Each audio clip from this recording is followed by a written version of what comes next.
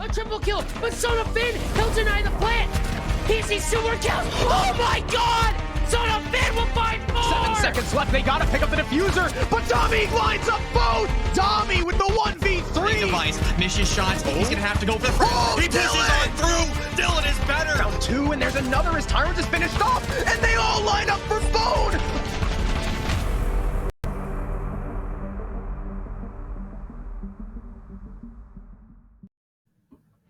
Hello, ladies and gentlemen.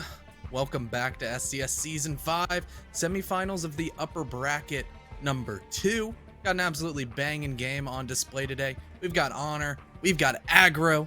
Definitely will not disappoint. My name is CDAPS. Joined to my side is the wonderful Carter Hannafeld, aka Lynx. How are you doing today, my good friend?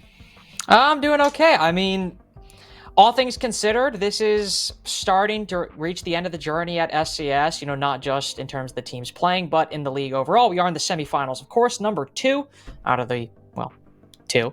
It's 2 out of 2. Yeah, that's 2 out of 2. We're at the full one right now. If you want to take a look at the bracket, of course, see how we got here on this journey. But one thing I want to highlight right off the bat, Aggro game. The reason that is exciting is because Aggro came in. They stunned a lot of us. I don't think the expectations were particularly high, not because, we thought any of the players were bad. They were just, they were a variable, to put it mildly. But they certainly have come in, stunned a lot of us, and now they have their chance to stake their claim against a CL caliber team who, they're CL caliber because they are in Challenger League, being Honor Esports, and whoever wins this game will go on to face Mystic in the upper bracket finals, which you can see just ahead of you right there. Yeah, I think my favorite thing about Aggro is they were initially on the outside looking in for close quals and kind of went home, licked their wounds, and were sad that they weren't going to have the opportunity to show up. And then a certain roster disbanded. We got to invite them in because they were number 11, brought them in. Then they destroyed close quals. And then they kept on pushing through during the regular season. We're destroying pretty much everybody in their path. And up to this point, they have not dropped a series, sir. They've dropped a map here and there, but overall have looked incredibly impressive, where Honor has raised some questions of, oh, how hard are they actually trying? They need to save strats for CL. Naturally, T2 is always going to take precedent over T3. But once you start really getting into the upper bracket semifinals, there's a lot more money on the line, a lot more of the seriousness for both of these rosters will be on display. I think it's going to be a really good game. Yeah, if you want to take a look at both teams in more specificity, take a look at the leaderboards real quick, see the players on both these teams and, in general, the stats as well, and just the players in the league as a whole. As you can see, 2 of the top members on the leaderboard actually don't belong to either Aggro or Honor. That's Gunner, 1.13 plus 15 in 2 of those stats. You got Eddie, who was on Aggro or I don't know, why is it a short time? Didn't Eddie just join the team, if I'm correct? I don't know. Yeah, after a certain incident happened, yeah, that's what I thought. So Eddie, in the aggregate, his rating is a little bit skewed, not too much, but he has not played the same amount of games as, say, a player like Gunner, who's been here since the beginning of the season. But a 1.38 rating is nothing to, lift up your nose at, nothing to look down upon. It's still very impressive, to say the least. Then on the side of Honor, you do have some of them on the scoreboard, but mainly Surf showing up in all 3 categories. 1.24 rating, 0.97 kills per round, damn near 1 per round, which is an impressive stat, and plus 7 on the entry. And if you saw his performance in CL last weekend, you'll know exactly why I felt the need to specify his name in particular. Yeah, and with Eddie once again showing up on the impactful rounds, that's our best way to talk about cost. That in 75% of the times he loads into a lobby, he's either going to get a kill, he's going to get some sort of objective play, whether it be a defuse or a plant, he's going to survive the round, or he's going to immediately get traded out for his team. And that once again speaks to the consistency of the fragger Eddie on the side of Aggro. Sure, you still have Xeno and Rex V leading the way, and they pretty much, for Team Mystic, run a monopoly on the stats department. They've looked really great, and for both of these teams, Aggro and Honor, that's what they're fighting to play against in the upper bracket finals. If you didn't tune in yesterday, Biblioteca put up quite a good fight against Mystic, but weren't able to go the distance. Absolute barn burner, went all the way to map 3 being Chalet, and was really exciting to watch, but the result going into the favor of Mystic was something that everybody expected. Yeah, and let's take a look at the rosters real quick. We looked at all the teams in the league. Let's take a look at these in particular, see what we're dealing with and how their stats are shaping up. Of course, left side, you got Surf, Pox, Aero, Wolfseas, Oreo. They're Honor. You know them. You love them. They've been around here for a while. Same for the most part on the side of Aggro as well. Eddie, the newest, or one of the newest members, Splash, Asian, Silent, and Kicks. And what I'm interested to see tonight, specifically on the case of Aggro, because I think, most of the eyes are on them to see if they can continue the streak that they've had so far and how well they can stand up to the likes of Honor. After Mystic coming a bit too close for comfort to losing last night's Series 2-0, lost the first map, just barely won the second one, 8-6 if I do recall. Not looking good for Titans, at least so far in the SCS semifinal run. Aggro, maybe they'll meet the same fate, but either way, going into this, they'll certainly feel confident in their stat line. You can see the rest. Eddie, 1.38, but Splash, 1.27. Everyone except Kicks above a 1.0 rating, and for the most part, the same on the sides of Honor, save for Wolfseas, who's just under that at a 0.95. Yeah. We actually did make a mistake. Eddie has been here since the beginning, and it was Splash that was brought in. That's who it was. I got Mr. Splash on your B, or as he's now known, Rexavy.aggro. That's the name he's going to be flying under for this game. So don't get confused. It's not Rexavy from Mystic playing on Aggro's roster. It's still Splash. He's just wearing a disguise, even though it's not Halloween. So we don't really know why he's doing that. But he still has to wait 30 days to change the name, and we've been suffering through silently. So will you at home for your viewing pleasure. But like you mentioned, both of these teams are looking incredibly strong. They have consistent players. They've looked good. And based on our community poll as well as our predictions, it's really 50-50. Damn, it's you a and I toss-up. suck. You and I pretty much everybody sucks except pretty much Jonah. everyone sucks. Jonah is just the I don't get it. Don't get He's me started. so good It at bothers predicting.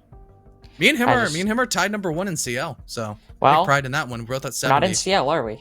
No, we're in the slums. No, we're not there. So obviously you and I, we always like when this happens. It'd be kind of awkward if just the two casters predicted the same thing. It'd be like, hey, why do we agree with each other? So I picked Aggro because I have an automatic bias towards people with a good win record.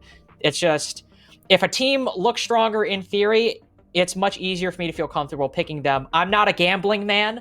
So when I see Aggro putting up the numbers they have in the past season, being on the win streak that they are, rivaling only Mystic and just standing a little bit under them in terms of record, that's why I picked Aggro. They've looked strong. Maybe it's a logical fallacy, but I don't see them stopping that momentum. And of course, Connor, you picked Honor.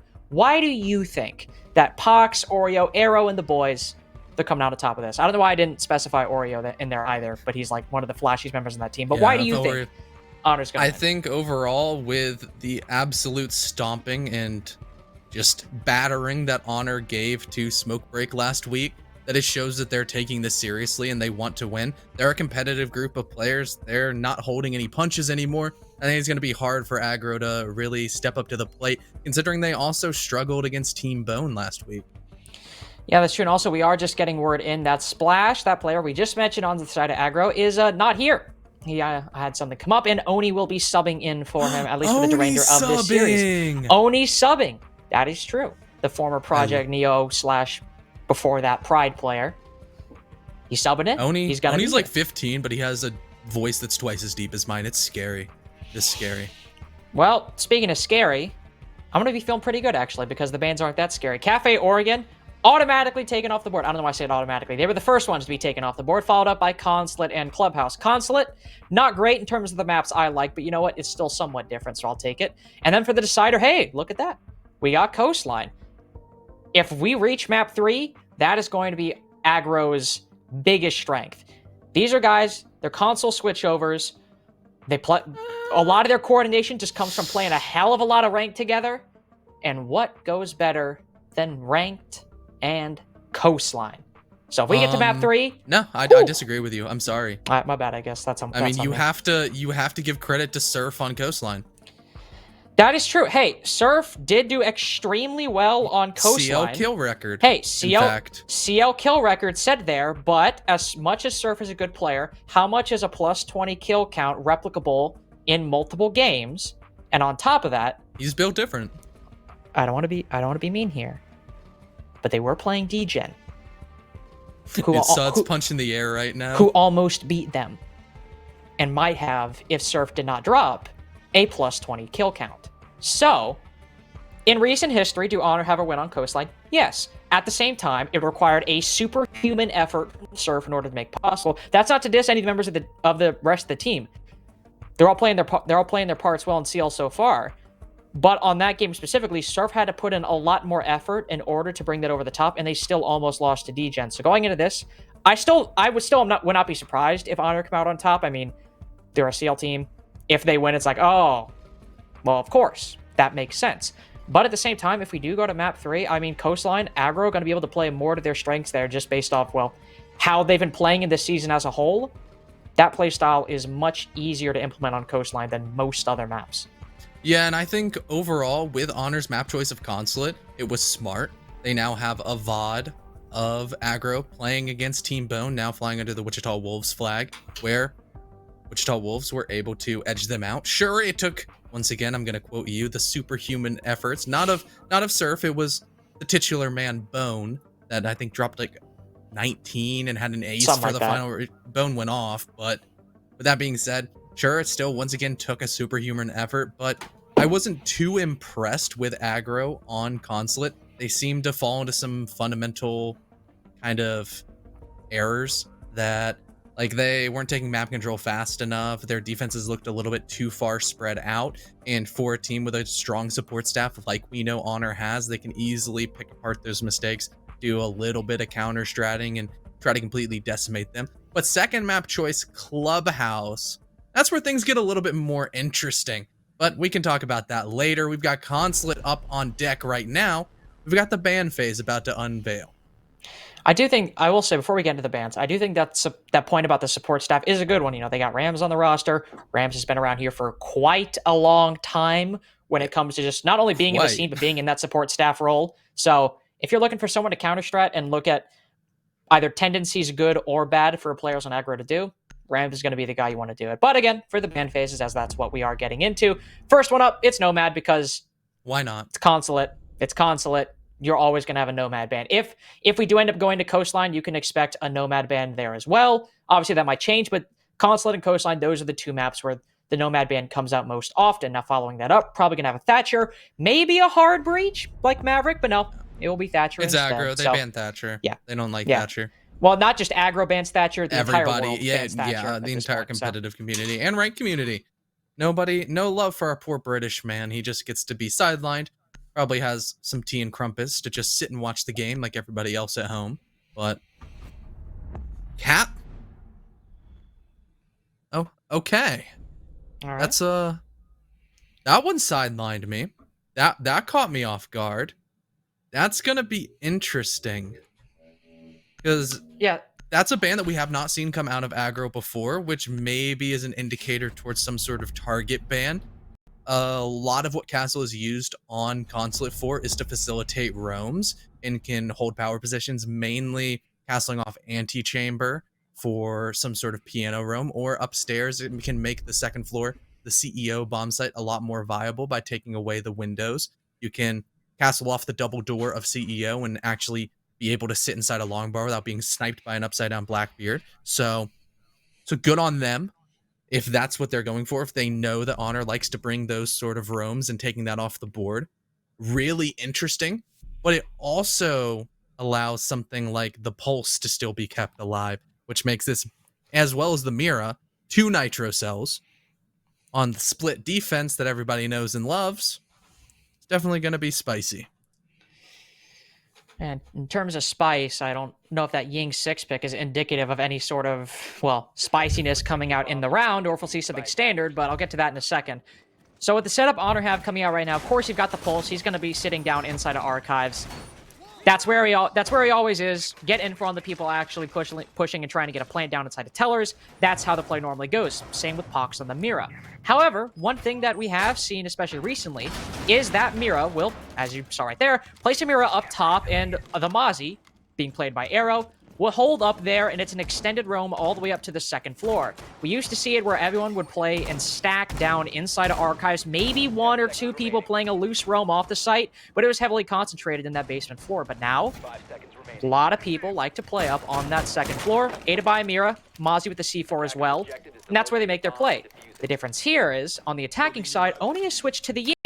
We might just see a rush from some position with some Candelas flying on through, aided by Kix's EE1D, seal the fate of the defense of Honor. Now they might take it slow or they might go fast, and well, it actually looks like they're taking it slow. So never mind, no rush here, but still some potential for aggressive play later on in the round. Yeah, with the way that Aggro is setting up, it seems like they want to take multiple areas of map control. They're not consolidating all their efforts into a coordinated push as of yet. A little bit more drone intel gathering as Aggro, despite their name being aggressive, are going to play a touch more passive and know what they're walking into. Mainly the deep 3-layer roam that Honor are bringing. You got people upstairs holding admin. You've got a couple people downstairs in the first floor, as well as all the way in the basement where Pox is residing. He's actually going to swing up and take out Asian. That's all the way near yellow. And the Unicorn Man himself is going to get a nice hit and run. And just chill back onto site to save that nitro cell for later. Yeah, he's got his pick, and especially as a 3 armor, you don't need to be upstairs longer than you need to be. Unfortunately for Aero, no pick similar to Pox comes out. The C4 flies, doesn't find much of anything. He'll still be up top, so he doesn't have to worry about exactly impending pressure that he's facing, though that might change momentarily with Oni considering pushing down Long Bar alongside Kicks on the Lion. These are the two, or likely going to be some of the two most impactful operators, at least outwardly in your face. Those Candelas and the E1D, not only they can clear out the site, they can clear out Arrow on the roam, they can do pretty much whatever they want. But so far, at least on the side of Aggro, Eddie's the one having the most impact, finds the head of the Mozzie, takes it clean off, and is even the main count 4-4. The only issue is they've still taken a long time to clear out that upstairs roam. Sure, you found the Mozzie, but he already used his C4, and you haven't found Surf either. He's gone entirely misdroned inside a projector, and if Oni, Eddie, or anybody up top turns their back, you can expect an Oryx to put a couple bullets in it momentarily. Or he'll just wait for it to line up, but it's a revolving door of swings as Kix is going to get the refrag, but now all even at 3v3. But look at the remaining operators on the side of Honor. They all share one thing in common, and that is a nitro cell in their back pocket that they're going to do their damnedest in order to make sure that the plant will not go down. We will not see a post-plant retake position on arguably one of the hardest sites in the game to retake on. Now, Silent, he makes his way into the bomb site. He has that briefcase. He's trying to find a vault, but Oreo has the information. He knows exactly where it is, and it's the pulse shotgun to go through, toss a nitro cell and see if the shrapnel blows, and he's actually going to get a double kill. 2 for the price of none, but he didn't pick up Silent. It's just a 1v3 situation. A player to retaking on the Visa stairs will not get a single kill. Pox with a nice double-double, and the defuse will take the round for Honor with 3 men still left alive. That looked a bit scary for a second with the Pulse of C4 getting caught on the rafters, but unfortunately for the side of Aggro, they didn't spot it. Silent was too busy getting the plant down, and the coverage was too busy focused on a wide variety of other things, I imagine. Probably the 2 C4s that they knew could fly at their feet at any given moment. And none of them spotted it in the rafters, and that was a nice, clean double kill for Oreo. And, well, despite the fact it didn't get the planter, and Split being an incredibly difficult site to retake, even if you're in a 1v3 on the attacking side, well, the attacker being the one, that's still around the defense is probably going to win. So good on Honor to start that out. And a big part of that came from the fact that Aggro took so long to clear up top. Arrow stayed inside of admin for the majority of the round. Sure, he missed his C4, and Eddie did eventually get a kill on him in a pretty clean fashion. But it took so long for them to actually clear them out, and then losing Asian, your core entry, didn't help things either. On top of that, they had Eddie on the sledge, and while you could have been able to get some of those holes up top, because they took so long to actually clear out the Mozzie and the Mira from on top of that second floor, any of their take that they actually wanted to implement couldn't really come to fruition either at all or in the time span that they wanted.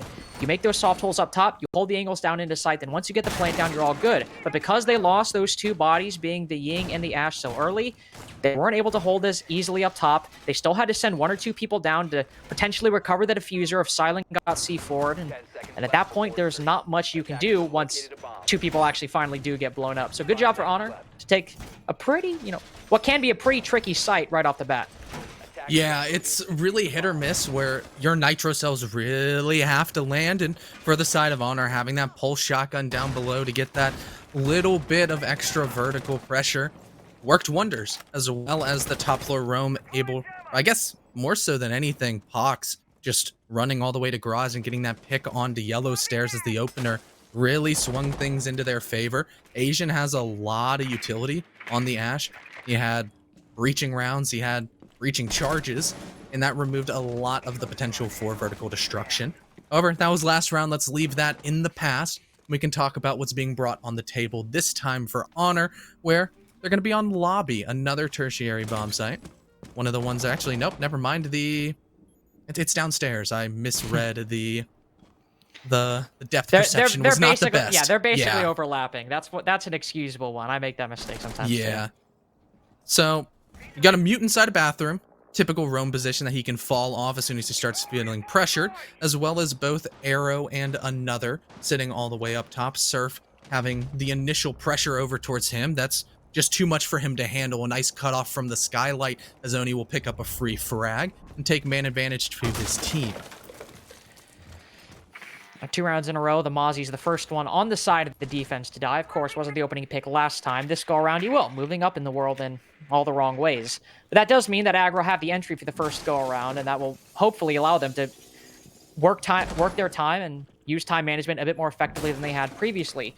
One issue I'm seeing right now is, well, there's actually 2 issues. One, the garage door is in no way, shape, or form even close to being open. They're taking this map from the east to west side, and while that's all well and good, they've made good progress so far, it doesn't do exactly well for opening up the garage breach or requiring piano control, which, of course, you can see because there's 1 minute left. On top of that, Kix is on low HP, and Wolfseas is still alive inside a bathroom. He'll take a hell of a lot of damage, try to take one down on the way out, but it's instead Aggro to send a C4 back in change. Kix the Lion finally fallen. Wolfseas manages to drop the hatch despite being DBNO'd. Asian will take his position, and they finally cleared out bathroom, but Aggro is watching. Catches the head of Asian just as he peeks down the hatch, drops the lol in chat as well, or that's Surf at least taking the head on that one. And now you can see all these problems finally coming to fruition. Eddie just only now opening up all these soft holes. Silent just now opening up the breach. Sure, you've got Aggro after he's already wreaked havoc upon your team, but you're stuck in a 3v3 with so much utility on the side of the defense still intact. A C4 about to be used that might just very well be the end of Eddie's life. 2 smoke canisters on the side of Oreo and a couple Maestro cams still in charge as well. It's 15 seconds left. The C4 won't find anything and will actually do a bit more damage to Wolfseas than he actually dishes out. But Aggro have little to nothing for actual control around the site, and now on top of that, they're stuck in a 2v3. Maestro cam still up, will zap away the life of Oni. It's the shotgun to seal his fate. Eddie will at least get 1 on the exit, but not enough to seal the round in his favor. It's Honor to get 2 in a row so far on Consulate defense.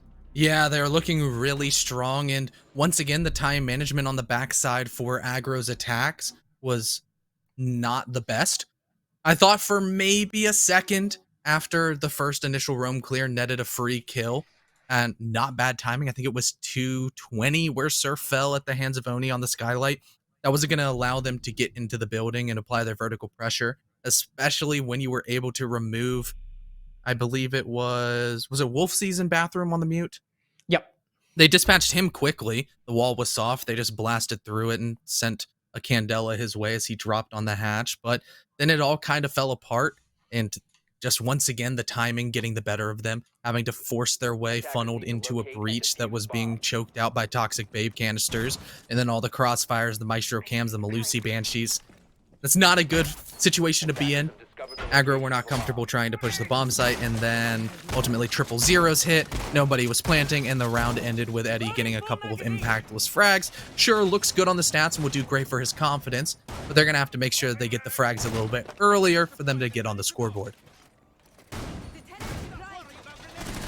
Now moving into lobby defense. Unfortunately for Aggro, a lot of Consulate defenses share a fair bit of similarity. A lot of them revolve extending pretty far off the site, at least for them. Lobby is the one that's a bit more closer to home. At least it's directly above the bomb site, so you don't have to worry about, taking down Surf in a wayward position or clearing one guy outside a bathroom, but it does mean you have to tackle an extension, something that Aggro have struggled to do fully in a timely manner. On the flip side, one of the bomb sites is directly in front of a front door, so if they actually want to make use of those Lion EE1Ds and Ying Candelas and go for some sort of aggressive play, that could just work out, but we haven't really seen either of those utility be utilized to the same extent that not only I'm sure Aggro would like to, but I'm sure that we'd like to as well.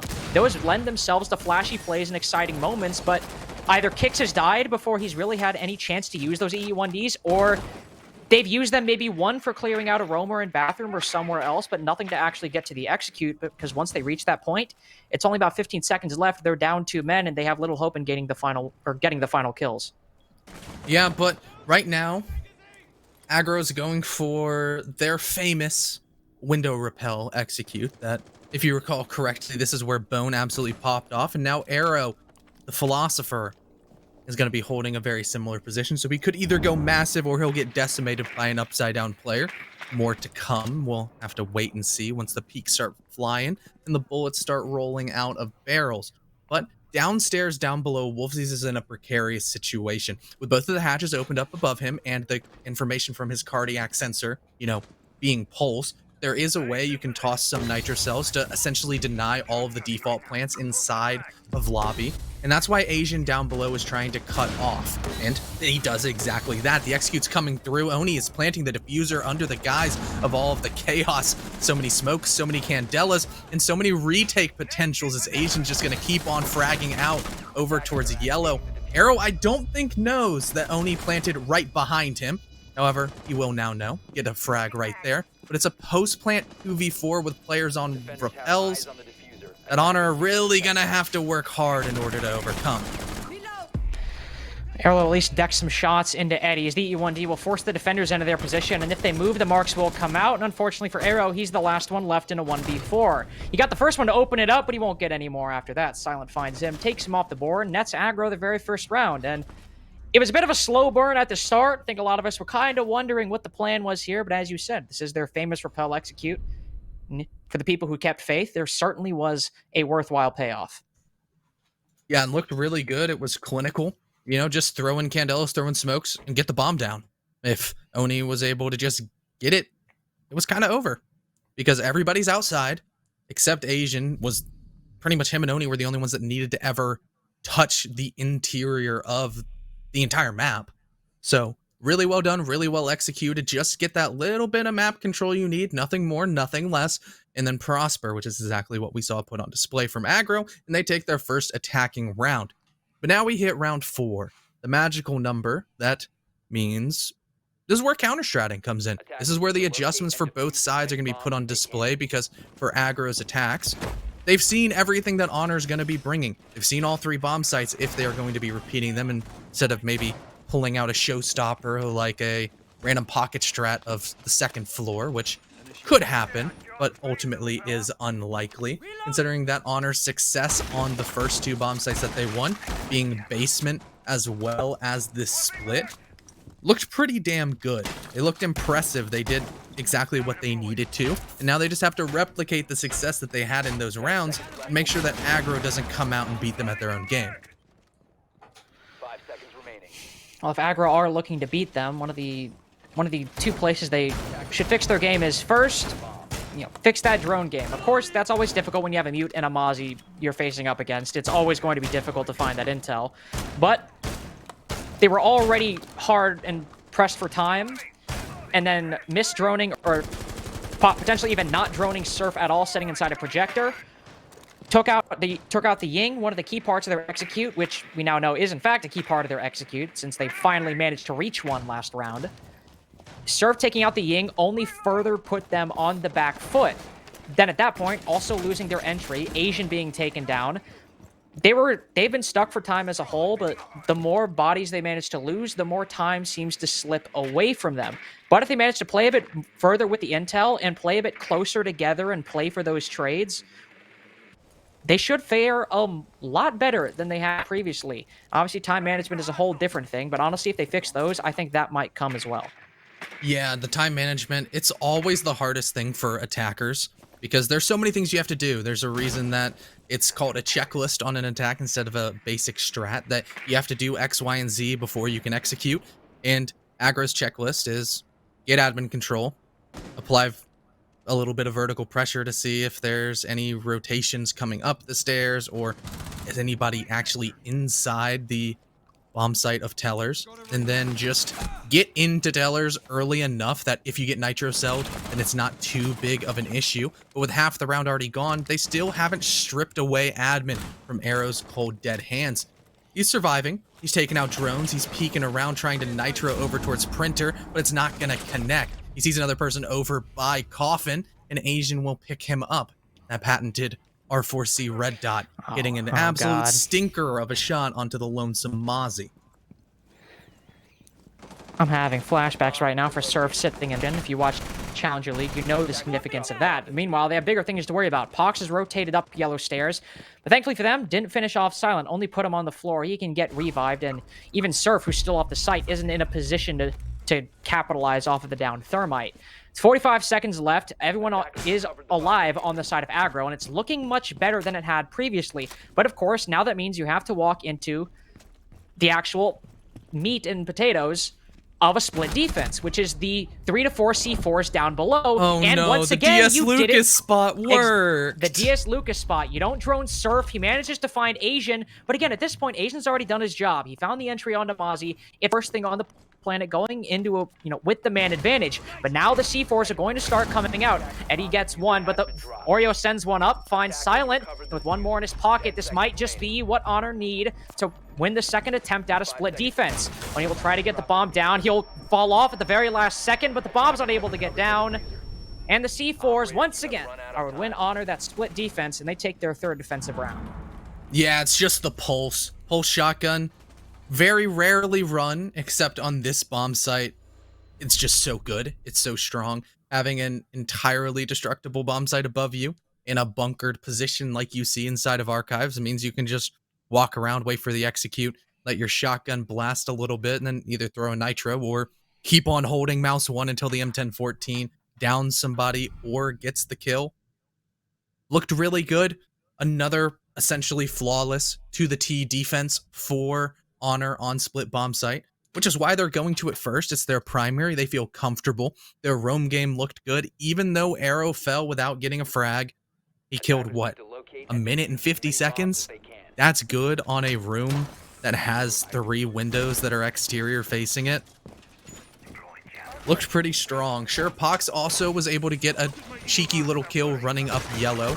The Vector got away from him a touch. It's an unruly weapon at range, but still able to down Silent. Meant that when he went for the plant, he was a lot easier to kill with that nitro cell. Despite it landing literally on his back, would have killed him regardless of his health. If he had 1,000, he would have been blown up to smithereens. However, at the last round, let's talk about this one where Aggro, we can talk about round 2. They really struggled on the timing, especially once they got piano control. Their vertical pressure, which is necessary in order to execute over towards White Van, it took them like a minute and a half to properly clear all the angles.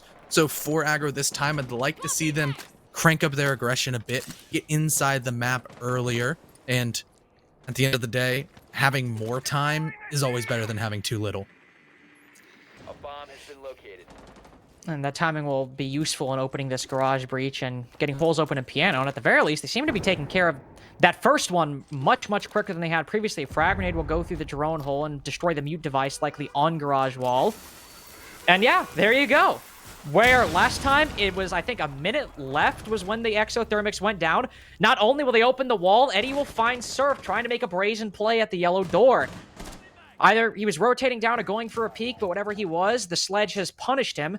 The opening frag going the way of Aggro, and with opening those breaches much earlier than last time, I'm feeling a bit better. They might actually be able to get inside a piano much quicker as well, start opening up those holes, which will destroy the Evil Eyes Maestro cams on site, and work the defenders out of those positions now that all 4 have rotated back. This angle at breach is just insult to injury at that point. Silent, don't know how he got that kill, but just spraying through the wall will find Wolfsies, and a 5v3 is the best man advantage Aggro have had so far. Yep, no nitro cell in the back pocket of Arrow, which means the only way to deny plant is either through the evil eyes of Pox or the Toxic Babe canisters of Oreo Meister. However, with Pox's position currently trying to retake the top floor, he might not live that long. Gets a jump scare from Eddie just running across connector. Neither of those players knew the location, but now Fox is not in a good place. He gets yellow pinged, he gets lion scanned, and Asian picks up a freebie. Down goes your Maestro, down goes the 81, and down goes usability over towards those wonderful Evil Eye cameras that would always be a strong asset towards the backside execute that's inevitably looming. Well, things will start looking at least more up than they were previously for Honor. They found Silent, Arrow lands one onto Oni, and Diffuser's dropped in front of White Van. So if you're looking to make a 2v5 clutch happen, that's certainly the first couple steps you need to achieve in order to accomplish that. Eddie has the holes up above, so he can at the very least allow either Kicks or Asian to recover the Diffuser with fair confidence that one of the defenders isn't going to rotate across if he does his job right. Despite much of the intel and utility still being on the side of Honor, Kicks is undaunted. He'll get the plant down, and we move to a post plant on Garage, made even worse by Asian. Just sweeping back and forth, right to left, 2 shots in the head for the 2 remaining members of Honor.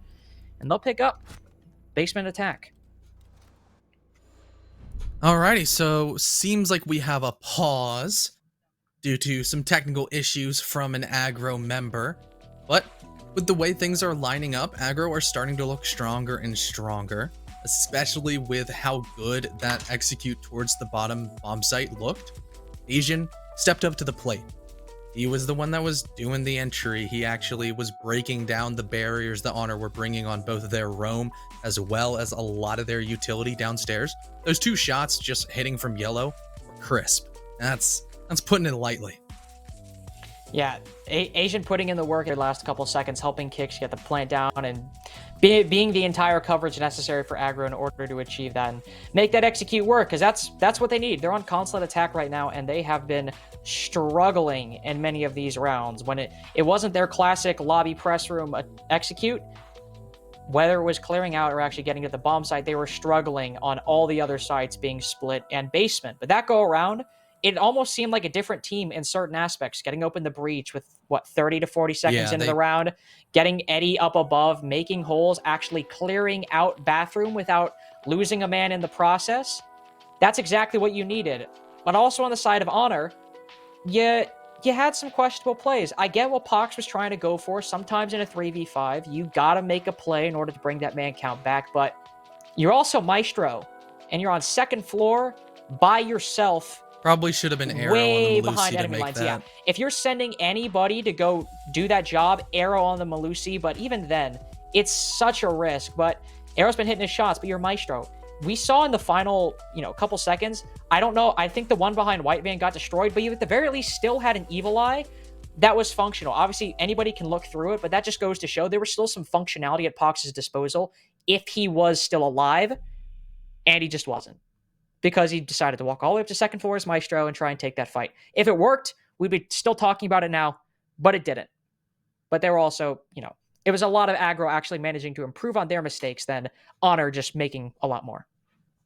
Yeah, and now we aren't going to see the lobby bomb site, so I wanted to see if Aggro was going to replicate their clean execute, but now they're going to have to replicate their clean execute that they had on the basement bomb site. There's a couple of new characters on the side of Honor, mainly the Echo of Surf, instead of, I believe he was on Jaeger last round. It just got dumpstered over towards Yellow really early on.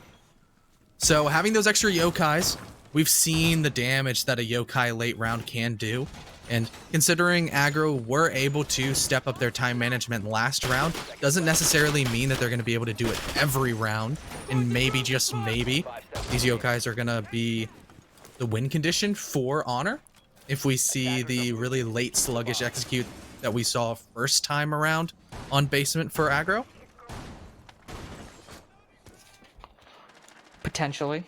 Yokais are, even though they have had that recent change, they're never a bad thing to have. You do have to play them much differently than you have had previously because, well, they don't go invisible anymore.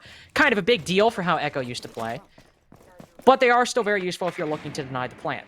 Which, of course, now that one almost got down last time, it's going to be at the forefront of Honor's mind. Also, Surf might just be wanting to take more of a conservative role on site. He's died every single round so far, got caught off rotating back down Yellow. He might just want to take a little bit of a break, let Arrow do the majority of the work, and even then, we've had an impact trick on a garage defense. Surf already outdoing himself from his performance last time, managing to single-handedly break the other exothermic of Silent on that left panel. You do still have part of the wall open, so he can go in and get the plant, but that's still a crucial angle, fully denied by the efforts of Surf. Yeah, the way that Aggro got a lot of their picks was from outside garage. We saw Silent hit a stinker of a shot just spamming through the wall, which now he can no longer do, and players inside a kitchen can sigh a real big breath of relief that they don't have to worry about that wonderful 5569 just sending bullets downrange. And overall, I do want to highlight how Honor's defense is currently constructed. Everything is designed to stall. You've got Yokais, you've got Malusi Banshees, you've got Toxic Babe Canisters, Nitro Cells, and Pox's Evil Eyes that are going to make it hell in a cell absolutely horrible to try to go for executes. Because there's pretty much everything designed to make sure you cannot plant. And that's why Aggro are ramping up their aggression. They're trying to get inside the bomb site because they know it's going to be a long fight in order to get the case down. It's going to be even longer fight. You still got those 2 smoke canisters that will waste at least seconds of time if used properly. And you also still have that black mirror inside of office that Arrow is going to be able to use pretty effectively in tandem with the Malusi on black car, which should slow any push in, and the deployable shield inside the hallway as well that will basically serve a similar function to the mirror. Oni will, at least in the final 40 seconds, try to compensate for that, send out 2 Candelas to blind anybody over on the cafeteria side of things. But Arrow, at the very least, he's pulling an Aristotle himself and trying to share his bit of virtue with Asian. Finding him removes him off the board. Now, the toxic canisters and the lower man advantage won't stop Kicks from trying to get the plant down, but the Yokai gets glitched. He's got to switch to the second, and he might run out of time. No, both do! The Yokais fail. Kicks manages to get the plant. Despite the man disadvantage, Aggro are playing a post-plant on Garage, and the attacks win this quite a majority of the time, even in a clutch 3v4 situation. Oni holding up top is just insult to injury at that point. 2 are on top of Spiral. He might get taken off guard, but he knows he doesn't have to swing all that much. He'll miss 1 shot, almost land the second. He takes more than he gives, but it doesn't matter. Only about 9 seconds left. Oreo's going to try to long arm it. Silent rotates off. It just depends on whether or not Kix is watching. No, he's not. He's not paying attention. Silent's got to rotate. He doesn't swing in time. Paxton Wolfsey single-handedly providing the coverage the smoke needs. Wins the round for Honor in an almost unwinnable situation. That was an emotional round, to say the least. That there was a lot of things that I haven't seen in a long time that happened. The Yokais getting stuck on random pieces of debris and not being able to go fully up to the sky to deny the plant. So essentially a plant out of nowhere with 2 Yokais up and still a Toxic Babe, none thrown. That led to a post-plant position that is one of the strongest for the attackers in the entirety of the game, falling to a long arm because there wasn't a deep enough angle because Mr. Surf early on in the round impact tricked one of the thermite charges. Just wow. That play looking pretty impactful after that one. I actually cannot believe that both those Yokais got stuck. That is... Yeah. That's unlucky, but they still win. It's an odd shift of fate since their first CL game, where I believe somebody on Honor failed to properly use the Yokais, and that kind of ended up losing. Yeah, the game. they got no sound that there was a plant, and they were just like, because I talked to Pox the next day, and he was like, yeah, nobody heard him plant, and so we're just like, oh wow, we just lost the game. Yeah. So yeah, kind of funny there that they actually, not only did they hear the plant, they had 2 Yokais right next, not only to the plant, but to each other. And still, it got stuck on the pipes. Unfortunate, sometimes the game just tells you no, and you gotta deal with it. They ended up winning the round anyway, and now they're going into a 4-2 half on their attacking side, which is not a bad thing to, not a bad thing to face on the side of Consulate. Why is there a lens flare on the mute jammer? It always happens. I don't know what it is, but mute jammers are bright. It just happens. I guess. It just happens on Consulate. Again, kind of ironic and on that Chalet. when you're on a drone, they make things fuzzy, but they have lens flares. Yep. Truly Alrighty. a wonderful world we live in. So, typically attacker-sided map, Consulate is. But right now, it's swung into a defender-sided Honor split. Maybe just an Honor-sided map as opposed to Aggro. I know they aren't the most comfortable on this map, but their roam right now seems pretty good. They have a couple of bodies upstairs, a couple of mute jammers, a couple of crossfires, a little bit of utility, but for Aggro or for Honor's attack, they know that they have to fully clear these players, as well as they brought Surf onto the Jackal. He's gonna pinpoint the location of a lot of these defenders in whatever nook and cranny they are residing in currently. One at the top of Visa Stairs and one creeping up Long Desk. The tandem duo of both Kicks and Eddie are hungry for a little bit of blood and a little bit of action coming soon. But the rest of the Honor team, I don't quite know where they are. They're just rotating all over the map and starting to put pressure inside the bomb site with the breach now open. Okay. No, the breach is not open. I don't know where Pox got that kill from. Ah, all the way over here. Caught out, Oni was roaming inside of Viso, so clearly got caught out by the Zero, and Asian in response caught out Arrow, doing something. Who knows? Ash now gone, but all things considered, not the worst utility to use. If I would say if a Maestro were on the board on the side of Aggro, that could prove pretty crucial due to Wolfseas only having one frag grenade left, but they're not bringing. You do have to worry about those Malusis, but things could be a lot worse. So losing the Ash, it sucks, but worse things have happened. But there's only 30 seconds left. Pox is making a solo push down Visa Stairs and not playing in tandem with the rest of his team. If he gets caught out, that could just be an easy kill for Aggro that swings the man advantage in their favor. But once again, they're slacking on the time. It's Aggro this go around who are in those strong positions and are swatting the attackers away like flies. Asian and Kicks get 2 on the scoreboard, and now it's a 2v4. Wolfseas will find 1. An impressive shot and an impressive adjustment, excuse my words, and Pox has managed to cut his way through the bomb site and aid in getting the plant down. But since they never cleared out Piano, Kicks can just peek on down, take down Wolfseas, and Eddie will finally end Pox's marathon through the map. It's the Aggro's first round in quite a while, but you have to wonder, how many mistakes can Honor make in one round? Yeah, we were talking about Aggro's time management being bad, but in comparison to what Honor just showed, both of them are in a very similar boat all the way up a certain kind of creek. Just not looking too good. Definitely in the canoe without a paddle. And just, there really wasn't anything good to take away from Honor's round. They got the opening pick. Yeah, that's about it. I mean, Pox did his job. The flank watch became the flanker. Was able to pick up a freebie onto Oni. But after that, it's kind of where they stop, because they got essentially no map control and they didn't clear. They cleared one part of the roam. Overall, a really good strat by Aggro. They understood exactly what needed to be taken by the attackers for them to be successful on the style of take they were going for.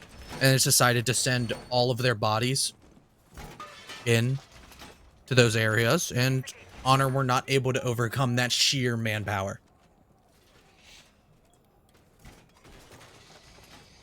And well, what do you know? Echoing the same themes as earlier, you got to take out an extension once again. It's a lobby defense this go around.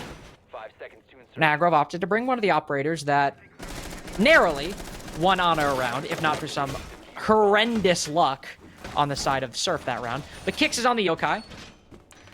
Well, could bring either the same fortune or misfortune, depending on what happens and if there are any wayward pipes standing up above the Yokais. But Honor do have to take out this extension, something that both Aggro and now Honor have struggled with in the blue team's attacking defense so far.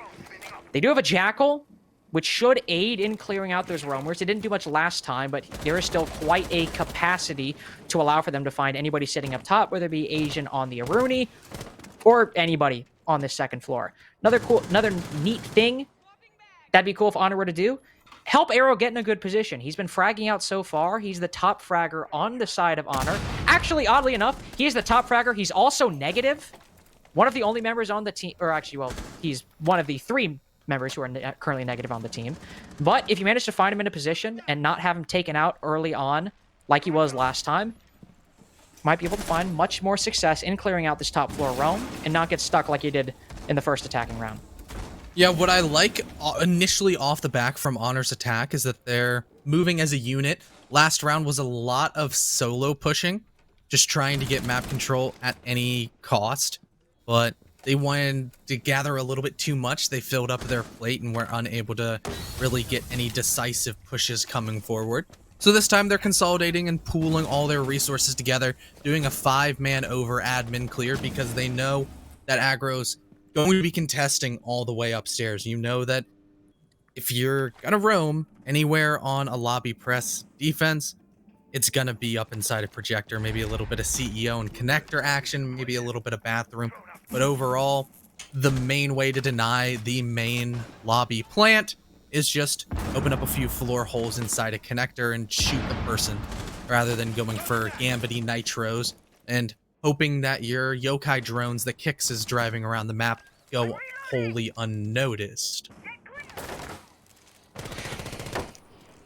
One thing that might have gone wholly unnoticed for me is what exactly Honor's plan is right here. Pox has taken the same position as he did last time, sitting outside Visa door, but they haven't actually cleared out much of anything. While I say that, save for Surf, proving me entirely wrong. Single-handedly clears out the upstairs hold. Both Oni and Asian fall once the final minute has eclipsed, and unfortunately for Arrow, he's the first to die on the attacking side again. But it doesn't matter that much because the trades are going the way of the attack, but they haven't spotted these yokais. Oreo gets off the plant, manages to before he goes down. Thankfully for him, there's still 20 seconds left. Plenty of time to try to make this work. And if you're being covered by Surf, you dare have a care in the world, as it's Wolf Season Punks. They seal it out. Not able to get the plant down, but able to get all 5 kills, redeeming themselves after the previous round. Yeah. I was skeptical. And then all of a sudden, everything went into place, and Honor had a very, very coordinated take. As soon as we saw them send their hard breacher, their first batch of planter into the bomb site, that's where Surf made his, his presence known upstairs and just sprinted through an Aruni gate and murdered everybody. That was nice to see. Hawk still holding down some flanks, having those cameras, makes a lot more sense to me for the Nomad ban, where they could be a lot more aggressive on their attack, on their defenses. Don't have to worry about things like hitting air jabs, and you can just actually go up and down the staircases and feel mobile as a defender. But for the side of their attacks, they're not really suffering from being flanked because Pox is comfortable in that role as Sam Fisher, actively cycling cams and not being a really off-duty flank watch where it's a set it and forget it, being an active flank watch of having to physically constantly rotate between cams and watch the back of your teams in order for them to be successful, is a role that he still feels comfortable in, and not everybody can do that. So that could also have been one of the struggles of Aggro, leading to the 4-2 defensive split for this matchup of Consulate. 5 seconds left before insertion. Perhaps, Connor. Attackers are moving. Perhaps. Who knows? I'm blind, so I can't. I've just been. I can't read. I'm kind of like Daredevil. I see a world on fire. Yep. Work off my other senses. Which one of your senses have been heightened as a result of being blind? Oddly enough, smell. I'm smelling this game right now. What does it smell like?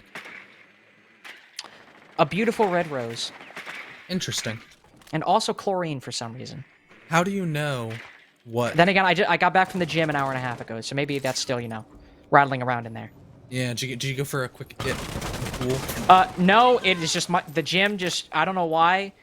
In any area where there is a pool in the general vicinity, it is just a strong Central. chlorine smell. Yep. Exactly. No, I go to Indiana University, not a Chlorine Central. That's the town next over. Okay, yeah. CCU? Yeah. Bomb located by attackers. That was an odd bit we just did. It was. I'm gonna put an end to it now. I don't have a segue for that either. I was gonna be like, Honor putting an end to, but no, nothing's happened actually. It's been a minute, 15 seconds, and people are just opening walls, opening holes, getting info, that sort of thing. Wolfsies has a nice angle into projector. Unfortunately for him, nobody's actually playing actively inside of there. Oni's just on the outside, stuck behind in the Rooney gate inside a connector. Leave the exact same position the Jaeger was playing last time, and we know how that turned out. Surf got a double kill in like the final minute and managed to single-handedly open up the attacking round for Honor. You can't rely on that to actually do much of anything in a round. It needs to be a much more cohesive, coordinated effort on the attacking team. Okay. Good kill, Yep. I guess. Yep, That's- Arrow just instilled some wisdom onto Kicks that even if the door's not open, you cannot peek bathroom, especially as you're the smoke of your team.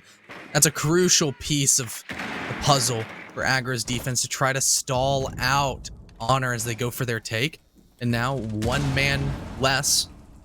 Right, evened up. Surf isn't going to go huge upstairs, and Silent's actually going to double up onto Oreo, dropping the diffuser onto the ground and making sure that Aristotle, the man who got the first frag, is actually going to have to be the one to plant. It's a 4v3 situation with the diffuser attempting to be typed away as the Ash goes, but that's an Nitro cell into the favor, but Pox and Wolfsy's answering back. Leaves it to just Eddie as Asian has been DB&O'd. There's only 25 seconds. Both of these players have rotated down, right as Eddie has rotated up. He has hatch control, and I don't think that they know he has recovered himself into projector. He's going to get another frag onto Wolfsy's, and the situation is definitely dire for Honor. They have recovered the diffuser, and Pox is dropping into piano, but there's nary a place in that bomb site that can be fully covered away, and he has to just get off, try to go for the frag, misses the headshot, and a beautiful clutch from the red dot Malusi will tie up this game and bring it back 5-5. Actually, no, wait, it's 5-4. Nope. Never mind. Pause. I'm bad at math. Nope. Eddie almost just lost that. He almost just lost that. But the positioning, though. Pox aims a centimeter higher. That boy is dead. You know, maybe, I mean, Pox is only like 99k on aim labs. He's not 100k aim labs player. You know, right? You know, if he had that extra 1k. Yeah, extra 1k on aim labs. Listen, good to Eddie for winning that, retaking top floor. Really well played by him, reacquiring that map control. And hey, Eddie himself got the defense or the attackers in that position. He knew the diffuser was on the floor, knew they had to pick it up. He worked that time really well, and getting that pick basically cemented his victory. Pox rotates into piano, because of course you do. Planning inside a lobby, that's the first place that not only would Eddie look, it's the first place he is going to physically enter. So, good idea. Got to rotate over. It's a lose-lose situation either way, but it's lesser of two evils. Eddie drops down, hears him getting the plant, waits around the corner. Exactly what you have to do. Pox gets off the plant. Eddie continues to wait. But then Eddie, with a second left, sprints around the corner. Now, you might call, oh, he knew he was going to win, so he just ran around the corner. What I call is, Pox knows you're only going to come from one direction once he hears you drop, and the moment you run around that corner, Eddie almost just lost that. Really well played by him, but that was way too close at the end. He was at like 1 HP by the time we hit 000. Yeah, I think he predicted Pox to go out like a man and actually plant the bomb, but overall, I think to have a chance of winning that round, Pox did the correct play. He did. Oh, yeah, he did. It was close. So close. If he had that extra 1k on aim labs, he was feeling a little bit more sparky today with his aim. He would have gotten that headshot, but at the end of the day, Eddie, beautiful clutch. 2v1 essentially. And he takes those. Aggro now pick up a defense of lobby successfully, and they can go back downstairs all the way into the basement where they had their first very successful time with a strong roam game that Honor did not seem to know how to break down. That is once again being implemented.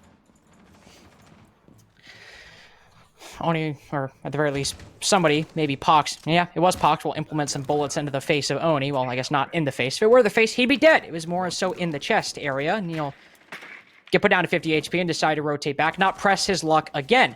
He was the opening time they defended basement. Obviously, it didn't end up working out for Honor. They still ended up losing it, but better you go in with your life instead of being the first opening pick and allowing Pox to start working his way down through the bomb site. But one of Honor's biggest struggles here was that time management. Exact same thing Aggro struggled with last time. For the moment, they appear to be fixing some of those issues. Wolfsy's has worked his way into piano. He's opening up those holes, and despite a C4 flying out, manages to come away relatively unscathed. Only a little bit of damage done to him, but nothing at all for the Miro to write home about.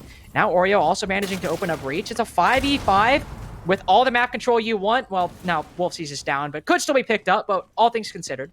All the map control you really need when you're setting up and execute on basement, looking a lot better for Honor. If they pick up Wolfsy's, they'll be about back at full strength.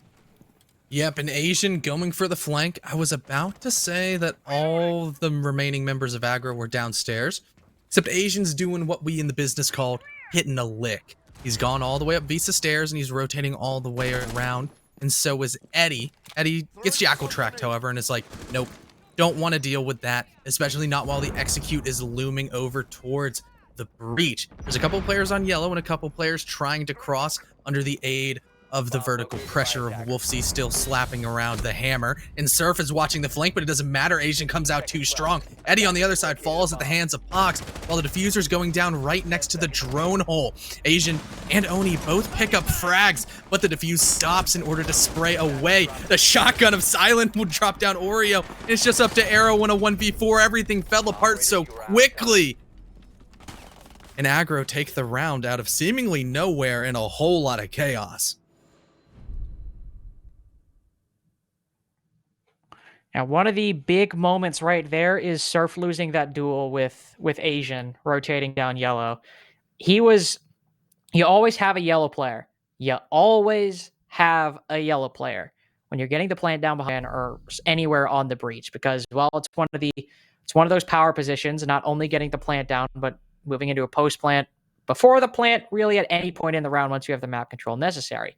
But of course, since Honor, they droned, they knew someone was on the flank, or at the very least, they had a prophylactic measure to make sure that they didn't get caught off guard. They sent Surf up yellow and said, hey, watch for either a flank through piano or down from second floor itself. So, they don't run down and kill the planter. And Surf said, okay. He's watching that position. He's watching where he needs to be, but Asian manages to win the gunfight. You now no longer have that yellow player, a key element of your coverage. The defense feels much more empowered to play aggressively to try to deny the plant. You still have coverage as well, but that's an entire line of sight cleave through the bomb site that the yellow player brings you no longer have. And at that point, Aggro, taking after their namesake, if you give them an inch, they will take a mile, and they ended up taking the round as a result. Yeah, I just think overall, Surf, that gunfight onto Asian was rough. Asian hit a stinker.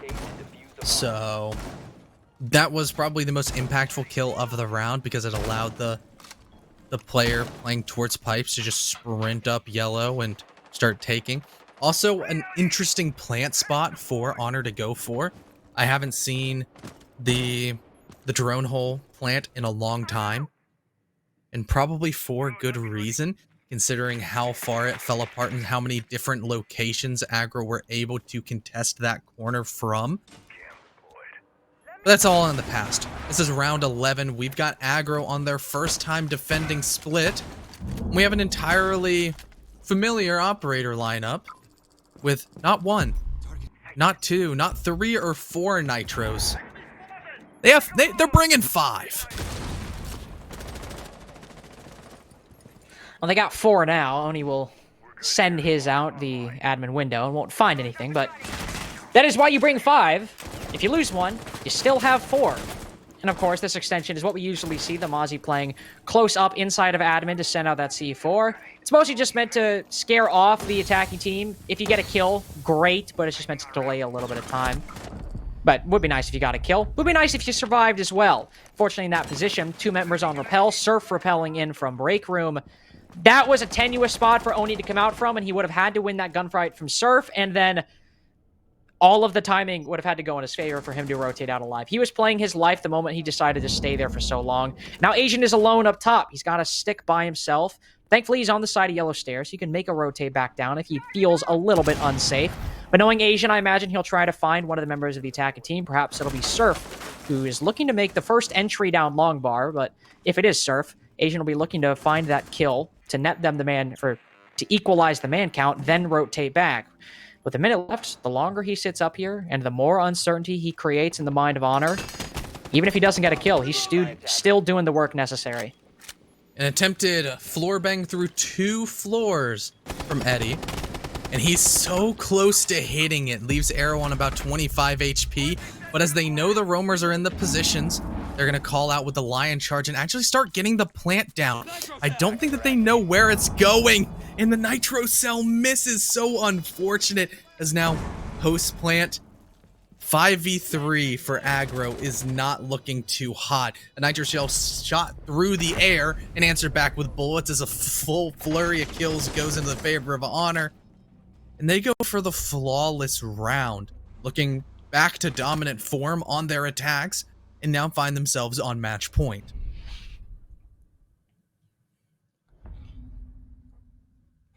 I feel like I'm not reading this game properly, and the executes are just happening so sporadically.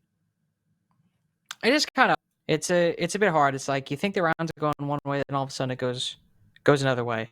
Then you're like, oh, it's going this way now. Then all of a sudden it's either back to the original way or it's just going option number C. Mm-hmm.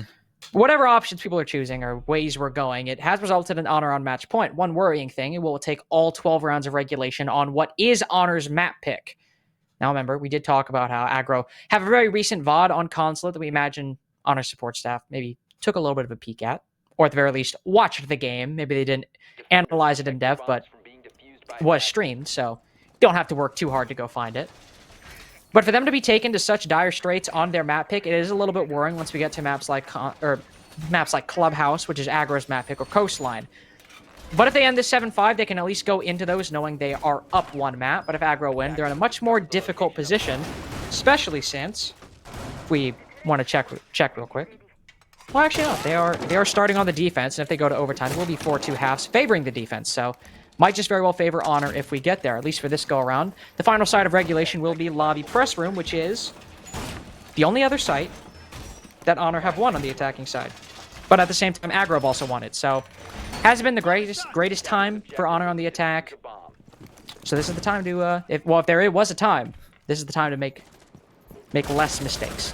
Yeah, the first time that Honor went for their take, looked good. And their second time, once again, it looked good. But then they threw a lead because they let Eddie get back upstairs and retake from the hatch. And actually, I don't really want to take anything away. That was a really smart rotation by Eddie. But I don't think that that's going to fool Honor once again, especially... I also don't know with the zero cams how he would have gotten upstairs unnoticed. Don't exactly know where all the Sam cams went coming out of Pox's little launcher, but I guess they weren't in the right spots, or somebody had just cycled in between them and he just went through a blind spot. Don't quite know, or it was maybe the overall craziness of everything that was occurring and the stress of the execute that was making people not watch cams, as opposed to maybe watching a couple POVs, or other people just focusing on what was in front of them instead of what potentially could be behind them. That's neither here nor there. A full minute already expended, plus some change, and the nice cutoff angle for Visa opened up by the sledgehammer of Wolfsies will facilitate a touch of flank watching, while the horizontal roam clear on the top floor will inevitably have to come at the hands of Surf, and I believe Wolfsies. They're going to have to push in, take connector, take projector to make sure that the plant over towards the main lobby door can actually fall. Surf as well on a bit of, I wouldn't say so much flank watch, but just seeing if Oni gets a bit too aggressive and he could win that fight on the long angle. The other key angle that Honor will not only try to work, but try to work again, was that angle below the main door barricade. That's where Arrow got the opening pick last time, and of all ops he took down, he managed to find kicks on the smoke. However, this time, that gunfight, or that angle didn't work, and that gunfight has been non-existent. It's still a 5v5, Kick's playing much safer. In fact, Silent is playing behind Amira specifically to either deny that angle or use that C4 he has in his pocket to send one over the top and deny the plant. But remember, this is a 5v5. Not much has happened. The upstairs control, still firmly held by Aggro. Downstairs as well, even stronger. And now the first bit of damage comes out. It's Arrow not even taking that much. Only about 15 HP worth of damage taken off the board. And it's looking like it's dire straits for Honor. C4s, smoke canisters, top and bottom control, all still firmly going the way of Aggro, and they're not even in a position to get the plant down yet. The way this is likely going to happen, Honor will just have to try to rush in the final 15 seconds. Oreo will get the case down. They'll try to cover it, and with Pox putting on the floor, it's looking like that kind of plan isn't going their way. Wolfsies falls as well. Oreo taken down by a C4 and a smoke canister. Silent rings out for one. Asian joins in. It's a flawless round to meet a flawless round and send us to overtime. Well, dominant performance, to say the least. there wasn't a whole lot that Honor could do when everybody on Aggro was just winning their gunfights. And now Aggro have the preferred defensive side, where on basement they've looked really strong. It's not looking good for Honor on their map choice, where there have been momentary flashes of brilliance. They've looked good in certain rounds, but overall Aggro have just stayed neck and neck. They've stayed right next to them on a map that they're not as comfortable on as Honor, and on Honor's map choice, where Clubhouse, probably the strongest Aggro map, is next up on the docket. Yeah, there a lot of those rounds in regulation are looking crucial. Honor not coming away with. I mean, you have that 1v2 Eddie clutch. Even then, Pox narrowly winning it despite Eddie's best efforts. He either starts firing a bit sooner or aims a bit higher. The game's over. It's 7-5 right now. It's rounds like that that's the reason we're in overtime. It was the little things from Honor that got us to why we're here. And as you said, the defense has been favored on Consulate, each side getting 4-2 halves. And while we are going to... Wait. I keep misreading my notes for some reason. I second guess myself. Honor is starting out the attack. For the side of Aggro, basement was their strongest site. They played it twice, and they won it twice. Honor's big problem here was at first acquiring packaging their time well. The second go around, they actually managed to transition into a fairly strong execute, despite the utility still in the hands of Aggro. But the coverage on yellow failed, and as a result, Aggro swarmed all over them. So, if we're looking at one positive, one negative, the positive is, in very recent history, they managed to transition to an execute. Just the negative and the thing you have to work on, as simple as it is to say, is you got to win your gunfights. You got to be more cognizant of where the defenders are coming from, and you got to win gunfights like Surf onto Asian, and then you might just win your first basement attack. Yep, taking out Eddie's a good first step. Question mark in chat. Don't know what was happening there. I think he was aggressively peeking yellow. Yep, nope, not even aggressively peeking yellow. He was jumping out of yellow. Why? Why?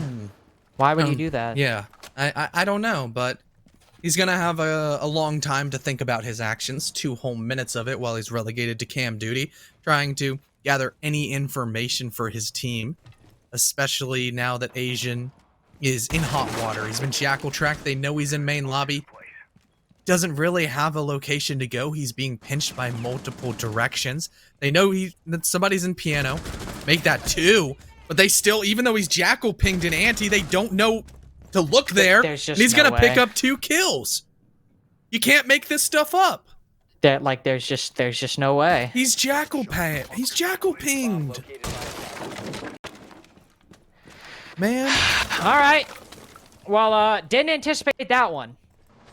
Honor didn't, and I didn't either.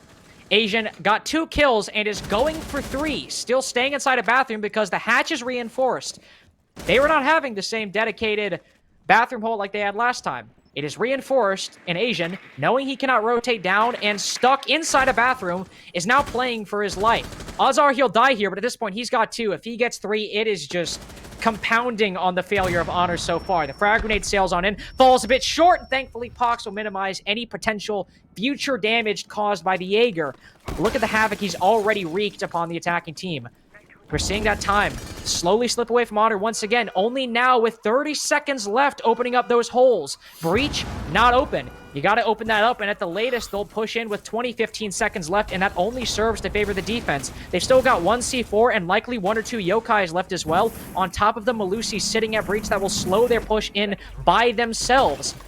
It'll take a miracle for Honor to come away with this. Silent might find the kill here coming into Breach. Spots the armor 1. The head follows soon after. Diffuser dropped outside. He gets the next one onto yellow. Sure, he's at 1 HP. He might die soon, but Wolfsies know he's playing for the stats at this point. Aggro on match point, and it's Honor that have to play for 2 more round wins in order to take Consulate. Yep. That was a rough one. It looked so good for Honor, and Jackal pinged the final roamer. And then you forgot about him, even though every couple of seconds you get a red indicator exactly where he is. To quote my favorite character in Avatar: The Last Airbender, Mr. Prince Zuko, you can just look at Honor and say, that's rough, buddy. Yeah, that's not much more to say about it than that's just unfortunate. Yeah, two people stacked in the left-hand most corner of piano, one on the drone, the other just not even aware of the Jaeger's presence. Again, ironically enough, also the Jackal that was killed in that engagement. It was the Jackal. So you think the one worried most about the Jackal pings? you would think that. You would think that. There's not much more to say beyond that. I mean, I think Honor themselves know what went wrong there. So just better luck next time. You gotta, if you have a Jackal ping, try and be more aware of where they are. At the very least, have the intel necessary, or have somebody. If you're two people in piano, have one watching flank instead of just two being prone. I don't know if they had just dropped or if they were in there. Yeah, but either way, they had just dropped. Okay, so it's at least a little bit more understandable there. You're disoriented. Go from floor number 2 to floor number 1. You're getting your bearings. I understand it a bit more then, but still, it's just that was a great round.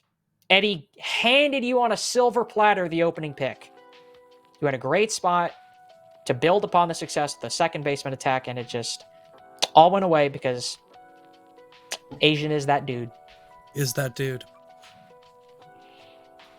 And I think overall what happened even worse was the amount of time that Asian was able to kill, still staying alive. He made his throne, his deathbed in the bathroom. He knew he was just going to sit there and die, but they killed him with like 45 seconds left. And then the breach wasn't open because they couldn't apply vertical pressure.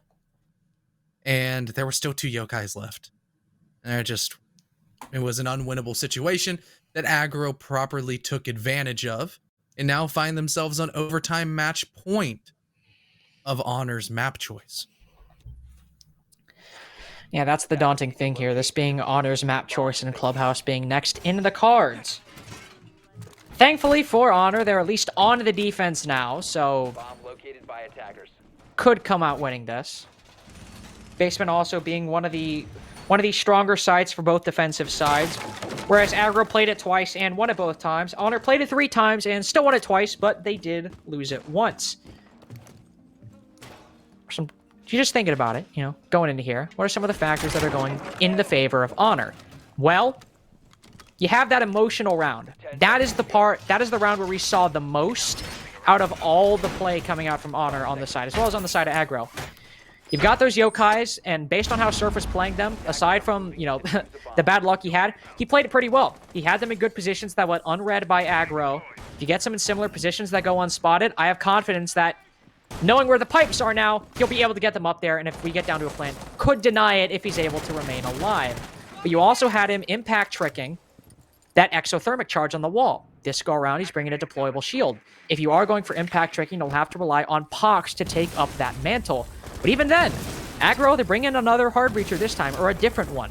They've replaced their thermite with an ace, and the wall's already open. No impact tricking, both it's open, all Selma charge utilized. We're already looking at a different ball game than we had previously. Yep, a lot faster of a take by Aggro, where they already have some flank watch avenues to make sure nobody comes up Visa. They already have an avenue into sight, being pretty much the whole breach opened up. But they still have to deal on the utility side of everything Honor is packing. Those Melusi Banshees, the Mira windows, Toxic Babe canisters, and a couple of Nitro cells with the yokais. Which means that they are still going to have to keep this current time management that they have. One Melusi Banshee down, and a couple more floorboards to fall as the hammer of Eddie will start doing its job. It's going to start blasting away and helping them to maybe remove other pieces of utility, like those other Banshees blocking at the easy entryway into the bomb site, as well as those Maestro cameras that are being used for intel to know when the plant is started and allow Surf to maneuver his yokais over to try to stop said plant. That's why you see Surf all the way on the other side of the map. He doesn't have to take any engagements. Echo's the only operator in the entire game that can win a 1v5 just by himself, which is cool and all, but sometimes incredibly frustrating and really does require some poor time management of the attackers and successfully preying upon that. With the way that Aggro are making quick work of a lot of these areas, it's definitely looking promising for potentially the first successful attack of this basement bomb site. Pox will at least try to stop them in their tracks. He'll cast command and tell them to halt. Silent falls down. Asian picks up the diffuser, but the life being choked out of him by the smoke canister. He'll fall off for a second, but retake it back up. And there's that X factor, those yokais coming into play. The first one's used at 30 seconds, so it's spotted by Asian. The second one in position as well. Not as readily spotted by Asian. He'll fall soon after as well. Wolfseas actually confirms the kill onto Oni instead. So now you find Kix and Eddie in a 2v4, despite this map control you've got. And the soft destruction up above. Now your sole presence down on the same plane as the diffuser has fallen. Eddie's got to rotate down, stunned twice by the yokai. If you don't know, movement makes those worse. So you'll stand still and Aero will welcome him with opening arms. Easy to find the head, even how tight of a shot that was. We're going to all 15 rounds for this to figure out, but now it's all on honor. Try to win their attack or aggro to continue with the success. Oh wait, it's infinite. I forgot. I'm so used to CL. It's infinite overtime. That one's on me. That one is on me.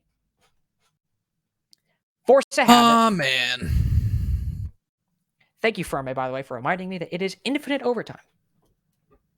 I will not take credit for that one.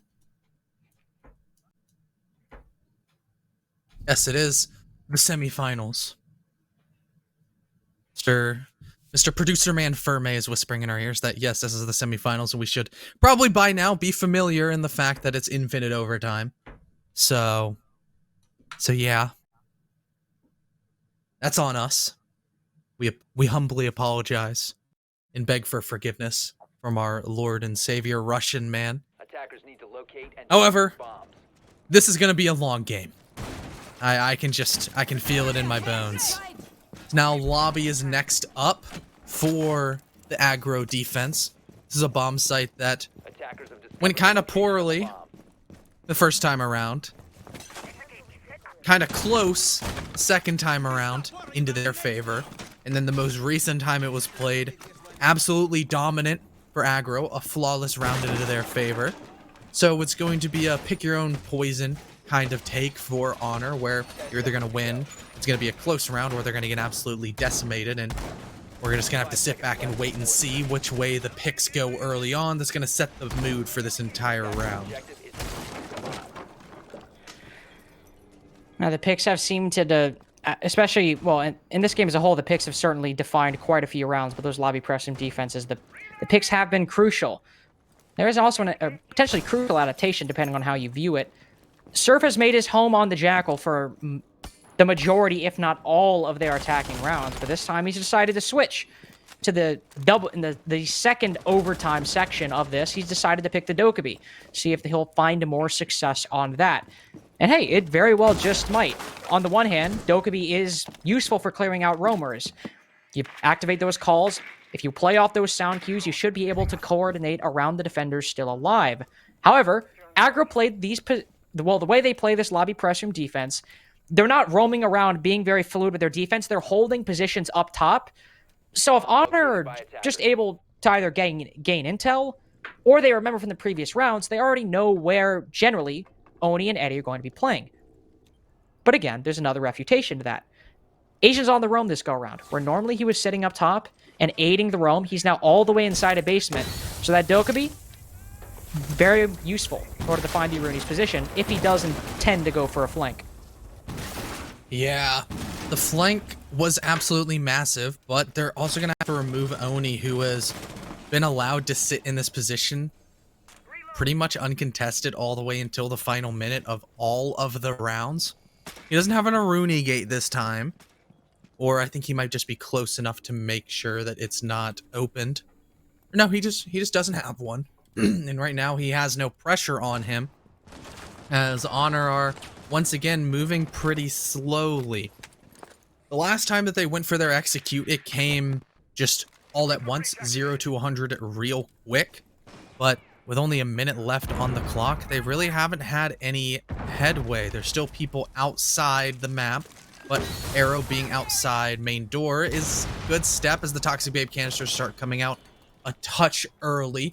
Those Dokkaebi calls, that signature buzz of the phones, is going to be the perfect timing for Oreo to get into the bomb site, but he walks right into Asian and puts the diffuser down in a horrible spot. But Arrow's just still gonna pop off. He was able to down Eddie down below. He's actually going to get two. Both Silent and Asian will fall. And he's going to get this plant down. Kix is locked inside a bathroom, one rotating on the backside. Oni runs right into the loving arms of Wolfsies. And it's a just insane execute that Honor pulled out of nowhere. Hey, see? Even Aggro forgot, okay? Okay, yeah, we don't have to apologize as much. Yep, Arrow's in pain. So much pain. A BO3 with infinite overtime. See, listen, I've been cashed in 8 BO1s, 15 round overtime. Force a habit, okay? Even Aggro, even Honor. But no, it is match point now, so Honor only have to win one more round. And let's be honest, raise your hand if you thought Aggro was going to win that. You cannot see, but I am at the very least raising my hand. I have my hand up too. Maybe you felt differently. Connor and I certainly didn't. 3v5, bomb going down on circle desk, and like not down as in post plant, down as in on the floor, case still shut. I thought that was an aggro round. Instead, Honor decided to kill everyone, or kill enough people where they actually were able to get in a position where they could get the bomb down. Now they're moving to their defense. They have already won basement, so they cannot go back to it. They'll instead go to split. And the 2 times they defended this site, they won it both times. Fairly good margins for both as well. So whereas we started, and we were like, oh no, Honor are starting out on the attack. They won their one necessary, and now it's on Aggro to win one of those elusive attacking rounds. Yep, it's been harder than everybody thought. Maybe we're just not the smartest people in the world to say that Consulate's attacker sided? Maybe. Or maybe just teams are really struggling with the Nomad ban, and I just don't know. The way that these teams are setting up, they're definitely a lot more comfortable on their defenses. That's where they can have their calculated aggression. And for the side of attacks, it's been rough to say the least. A couple of good attacks here and there, but they've never been chained together consistently enough to have a decisive victor. That could all change on this final, potentially final round of the entire map. Because Honor, we're finally able to get an attacking round. Crazy. I know. Hadn't happened in so long. But it's split bomb site, the flawless one that Honor have looked really good on, that Aggro are going to have to try to break down. This is where we first saw Aggro's time management issues in full effect. They negated it a bit a second time. They actually managed to find Arrow before. Not only did he get a kill, well, yeah, they found him without him getting a kill, but also in not terrible time, but still not enough to truly feel comfortable transitioning into an execute. This go around, we're a minute 20 seconds in, and not even an inkling of presence so far coming out from Aggro onto this eastern side of the map, though it's Surf to take the first bit of damage, and it's quite a lot as well. Asian slowly walking down Visa stairs, found the Malusi with 25 HP, or Reyes put her down to 25 HP. It's also missing a C4. I don't know if it's pre-placed or not, but either way, Arrow was sent out a C4, just barely able to pick it back up. And here we go. Arrow with a minute 15 left, alive with a C4. Even if he dies here, and, well, Oni dies on the entry. There we go. Finds the second kill of the total onto Asian. It's a minute left. 3v5. We've seen how this story ends for Aggro before, and it doesn't end in a round win. Yeah, it's hard to overcome the man advantage on a site just such as this. And Silent has no idea that Arrow's right next to him, but he still wins the gunfight because the AK-12 is a great and balanced weapon. Happy for him. But look at the time still. There's only 44 left on the clock. They don't really have a whole lot of sight control, and there's still 3 nitros remaining down below with the cardiac sensor and the shotgun Oreo has been bringing to the party every time. They have to pick their plant spot carefully, and the Malusi Banshees wailing means that, yes, they're in sight, and for Honor, it means that, yeah, we need to go blow them up. The location of Silent, definitely known, and a nitro cell flies up into the sky, and it'll come down with rain death upon Silent dropping the diffuser into the middle of the bomb site. But Kix has picked it back up, once again planning on an elevated surface like a white girl at a party. It'll actually be the headshot of Surf sprinting are actually going through the floor to finish him off. And Honor take the map, even though it was far and... Oh, it wasn't through the floor. It was him just running through jungle and taking a hard-fought victory 9-7. Yeah, that was a close one, and thankfully, despite the infinite overtime, didn't need too many more rounds to figure out the victor of that one, but it is a hard-fought victory indeed for Honor on their map pick as well. Remember, they're expected to win this one. In the best of 3, you win your map, they win their map, then you fight it out on the decider. But taking your map pick 9-7 and then going one of Aggro's better maps up next, I don't know. It's a bit scary. It's a bit scary for Honor with how close it came for Aggro and how... Just aside from a couple mistakes in those few rounds, it could have swung Aggro's favor, though Honor did manage to fix the lion's share of theirs by the very end. Still not a great position. You're still going to be hesitant. And with Aggro, there's just always a question mark, no matter what map you're on. Yeah, they can kind of pop off at any moment. They have really good mechanically gifted players, and that allows them to just compete on any map if they want to. They can just swing things, and if you let them and you do not play properly to counter their playstyle, it's really hard to manage against them, which Honor did a very good job on a slightly more potential to devolve into a very aggressive kind of map such as Consulate. However, now you're kind of going into Aggro's home field advantage. They're insanely comfortable on Clubhouse. And it's going to be a difficult game considering how much of a fight Aggro put up on a map that they're not that comfortable with. Yeah, and also keep in mind, this was the map where Honor almost lost to Smoke Break in Challenger League on. They had a 5-2 lead, and they almost lost it, still coming away 7-5. So there's very recent history where Honor look a bit shaky on Clubhouse. Not bad, but shaky enough where that's just enough for Aggro to exploit. I will say, they got their... That is true. They did get their They revenge. made their amends at SCS. They 7-1 to them on Clubhouse like 2 days later. So they proved it was a fluke. That is true. But hey, still, it's, at least for me, it's enough uncertainty, especially on a map that Aggro is so comfortable on, that I'm like, it's kind of... But hey, before we get to that map, let's take a look at the stats for this one, see how all the players were shaping up. And I already have a feeling who some of the top-rated players on the lobby and what team they're going to be on. Well, it's Asian and Silent, 1.29, 1.24, but Pox as well, 1.26. Look at that. No Ash, no Zofia, just playing the good old Zero, Flank Watch, and Mira as his most common ops. Top of the leaderboard, honestly. I'm actually kind of surprised with how even the stats are across the board. At least in the upper echelon. I mean, Arrow started fragging out in the last couple of rounds. I mean, he single-handedly won the lobby attack. Just killed everybody. They went for the deep plant because they knew the denial on the side of Aggro was so strong. And then we saw Oreo die with the diffuser, and he's like, okay, it's time to step up. Walked in, killed 3 people. So big ups on him. And his roam game was pretty strong on the defensive side. So just well-played game to him. But Pox, being the backbone of the team that we know, is always going to be leading the charge for Honor. But we're going to send it to a quick break, and make sure to stay tuned because there's still a whole lot of Siege left to be played tonight.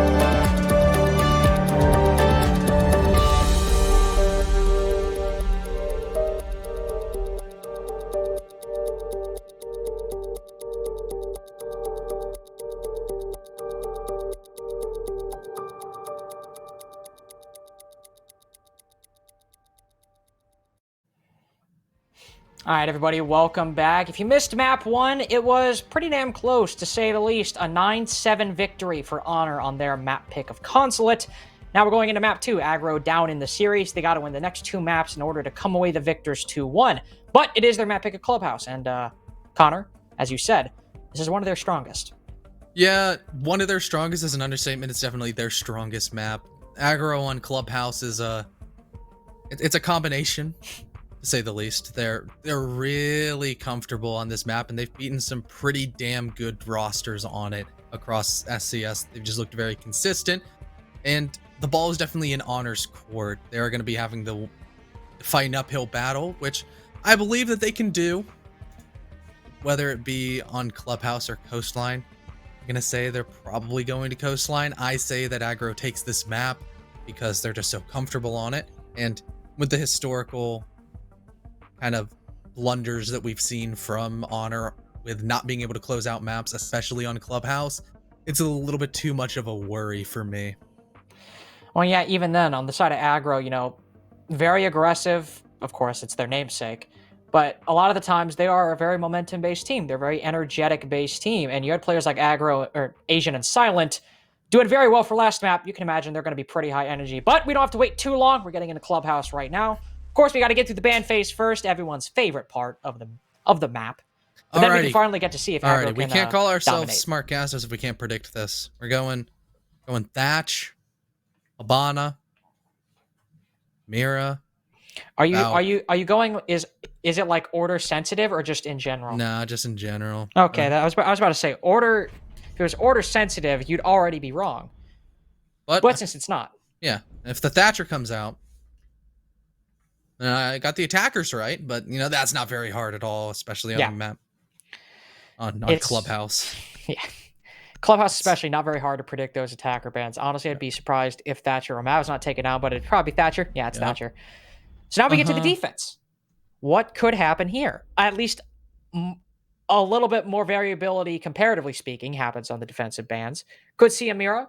Valkyrie's also seen an uptick in her ban rate, though. Mira Valk. Not Mira Valk. No, not sure if Aggro would want to ban Valkyrie because they are a very aggressive team. But no, they will, in fact, take Valkyrie off the board.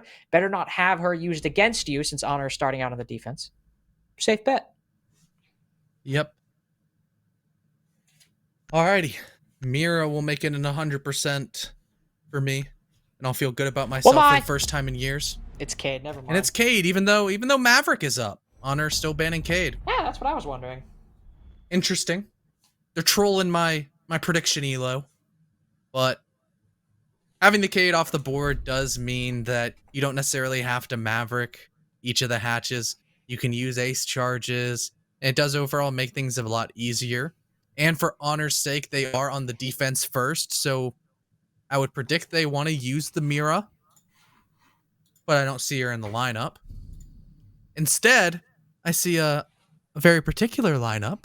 Carter, do you want to read the script? Man, that's Crow's thing. I don't have the script, but I can't describe it to you at the very least. Let's hear it. All right, so unless the 6th pick comes out, which, you know, I'm just giving it a moment just in case it does. It's all wait. Okay, no, it's not. Just wanted to check and make sure, you know. This is what we in the business like to call the SSG roam. I say we in the business. Everyone on the planet calls it that because nobody can come up with a better name for it. Except SSG. They call it the Guess roam. what? They call it the roam. Yep. But so yeah, it's honestly at this point you probably know what it is purely because of its translation to other maps. You and the Mozzie facilitate a roam up top. You got the castle barricades down below the bar. You allow the vigil to play and waste as much time as possible in tandem with those. Do believe we actually normally see that hatch open to allow for a rotate. I might be wrong. I have not casted a true SSG roam on Clubhouse in a long time, and I'm also full of self-doubt. So I believe that hatch is usually open, but even if it's not, yeah, it usually is to allow the vigil to rotate back down into Moto. But of course, they are now reinforcing it, which on the one hand will certainly waste more time for the attacking team, but on the other hand makes rotating back down as the vigil that much harder. Doesn't matter. Except when you run he's out. Dead. Yeah. Surf was trying to channel coastline surf energy, or scrim surf energy, whatever you want to call it, and it was not there. Reached into his pocket and came out with lint, some spare change, and soon after, a foot in the grave. Yep, and now a very crucial piece of the puzzle for Honor's defense goes down. You also, one of your main fraggers falling early is never warmly welcomed, and kitchen control completely relinquished into the side of the defender, or the attackers, because it's barricaded off. Now Pox also falls, that's a Malusi down on site, and Wolfsies will also get naded. All right. An Asian kills Arrow, trying to come back to site. Everybody's dead except poor Oreo. The man who only got 2 kills with his gun last game, 5 to Nitros, is gonna have to pick up 5 kills with his gun and somebody chasing him. He at least gets a trade, so a nice... I just had a really intense bit of deja vu. Like, I've seen that exact round played out before with, like, the Buck as the I don't know. I don't know what that was. I found that round humorous for a lot of reasons. I'm pretty sure it was on an Honor game. Like, the round played out the exact same way, except like the run out. But like, Oreo last alive coming down the stairs, trades with somebody, and then you just see a Buck like right on the inside of Blue looking around as the final kill cam. And I don't know if I'm going crazy, but I have developed a slight headache now, and I'm starting to doubt everything that I know, and I'm kind of scared. You did phase into another dimension, so unfortunately you will have to deal with the remnants of time sickness. Yeah, I'm getting jet lag, but I didn't even move from my chair. Time sickness and jet lag are a bit of a different level, but similar concept. Sure. So, I mean, what happened there? Surf running out was not a good note to start things out on. Asian killed Surf, and he was like, you know what I'm gonna do? I'm gonna go in. And he did. He walked exactly straight what in. he's supposed to do. That's exactly what he did. They were like, hey, you know what we can do? Now that we've got the opening pick, how do you counter an SSG roam? Well, you rush the site. We already got the opening pick. Just send it on down main stairs into Moto, which is where Asian was, and got the next of his 3 kills, basically. Kick's got 1, just pushing in through dirt as the Maverick, just, you know, being part of it, happy he's along for the ride. And that was an easy round for Aggro. That round was very much indicative of the comfortability they feel on this map. They got that opening pick, and not half a second later were they basically in their positions that they took at the end of the round. Yeah. And that's sort of just the issue, quote unquote, with the SSG roam, is it is susceptible to a rush, but that's a commonality across all big roams. And Asian's already down main stairs. 30 seconds into the round. Okay. He's knocking on the door of sight. But there isn't a Rooney gate in his way, as a completely different strat is being unveiled by Honor. This time with the Spaniard. We got Mira on deck for Oreo as the Vector, as well as a Nitro Cell, and mainly those black mirrors providing extra structure and a little bit of extra oomph to the anchoring game of Honor's defense. 1 allocated over towards Blue, 1 allocated over towards main, making it a lot more difficult for the aggro attackers to use those kind of easy access ways into sight. Now, kind of forcing them down the kitchen hatch or dirt is not as fun for aggro.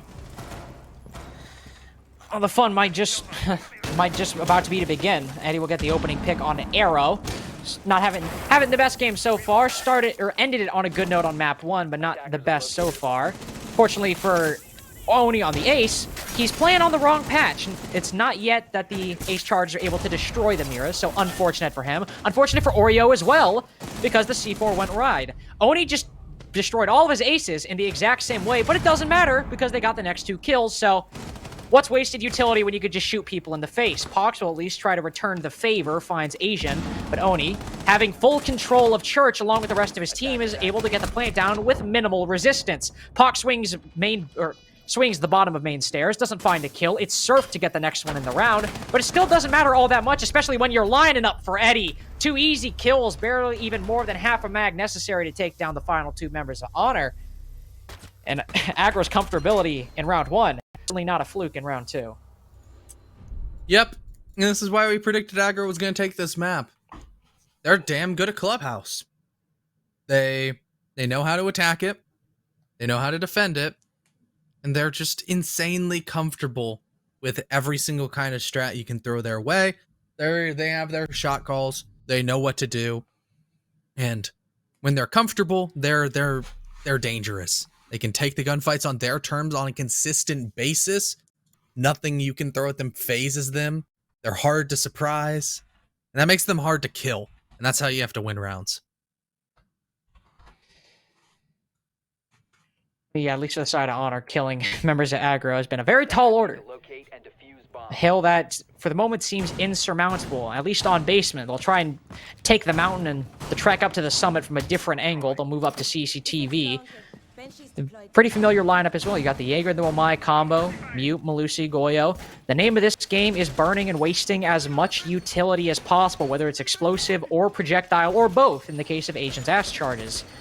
Likely see Pox playing upstairs on those garage rafters. Bit of a tenuous position, especially with Kix's only kill being a frag grenade kill, so 100% success rate on the Maverick, though bit of a small sample size. But you also have this nice setup. I think we saw Honor break this out in Challenger League as well. You've got a Goyo set up at the bottom with those ADSs. Can be a bit risky. You do need to make sure lounge control is firmly in your favor. But if you are able to hold lounge down from below, this makes taking garage that much harder for the attacking team, which already can be a bit of a burden. Alrighty, Carter, hear me out. So what if instead of that shield on Swamp, or like mini stairs, whatever people want to say, you take that shield and you put it in Oil Pit? Why? Why do you do this to me? No? You know, actually, it's funny you mentioned that. I didn't cast that game. Really? You did? No, I did not cast that game. At least I don't think I did. I did cast another classic Mr. B strat where they held dorms by putting 3 people downstairs. Yeah. Did not work, by the way. Mr. B's an interesting one. Mr. B... He was ahead of his time. I think he's a misunderstood talent. Mr. B's strats were either incredibly good or he's not back. good. He's back in the scene. Okay. And Oni's back in the grave. A quick refrag from Asian will dispatch of Surf. But they took out the main hard breach that was trying to go for the horizontal clear and break open construction. Good point, Surf. But they didn't drone. And Asian drops a that's why Oni's a sub. Yep, that is true. Surf, very succinct analysis there. You do, in fact, have to drone better. If you, as the hard breach, are going to be the first one through the breach you just created. So, fix that next time, I suppose. Thankfully for them, they also have a Maverick, so that was not the only source of hard destruction, and they've been able to open Plat Wall. It's one of the key positions you need to open for the attacking team. Only problem is, that's all they really have. They're doing their best to open up Conwall right now, but with a Maverick, that puts you in a much more dangerous position and susceptible to bullets coming from the barrel of Arrow's MP5. Fortunately for the Malusi, there is a Silent on Plat Wall holding his cross, so if he rotates... Well, if he rotates out, the Zofia will be able to find him, but it's still going to be difficult for Kix to open up that wall with how much suppressing fire is coming his way. On top of that, the attackers also don't have a firm grasp of garage or lounge control. Not only does that mean Pox has a good angle, but that also means Wolfseas can get a C4 from below. Even made worse is the fact that Oreo found the head of Kix, the other hard breacher, and while Eddie got the refrag onto Pox, that was the Wamai holding rafters, Wolfseas is still down below.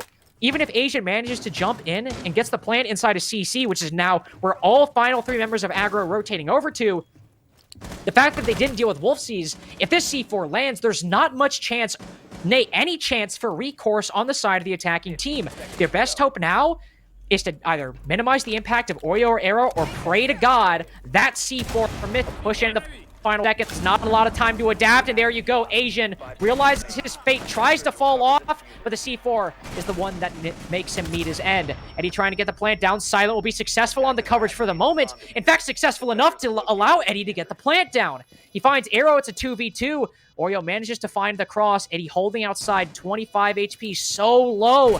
He's got the skeleton key, and he knows he has to play for time. Silent, meanwhile, is going to do the lion's share of the legwork on this attacking team. Repelled outside a plat wall. This is going to be a hard gunfight for either Oreo or Wolfseas to win, the SMG-11 and Vector, respectively. Silent finds one. The body blocks the shots of Wolfseas. Then he's able to end.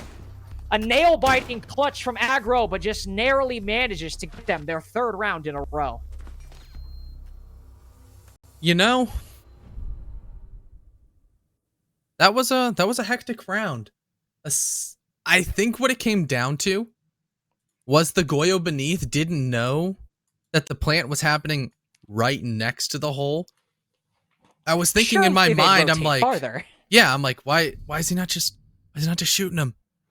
He saw him. He saw him stop. He probably should have been able to, but who knows with the way the client-side debris kind of fills in vertical destruction. And at the end of the day, it's the final 5 to 7 seconds of a round. It gets hectic, it gets crazy, and I'm sure that the Goyo of, it was Wolfseas, yes, it was Wolfseas, was feeling a little bit of pressure, a little bit of adrenaline, and might not have been thinking the most straight, but now Aggro's up 3-0 on a map that we've seen go kind of...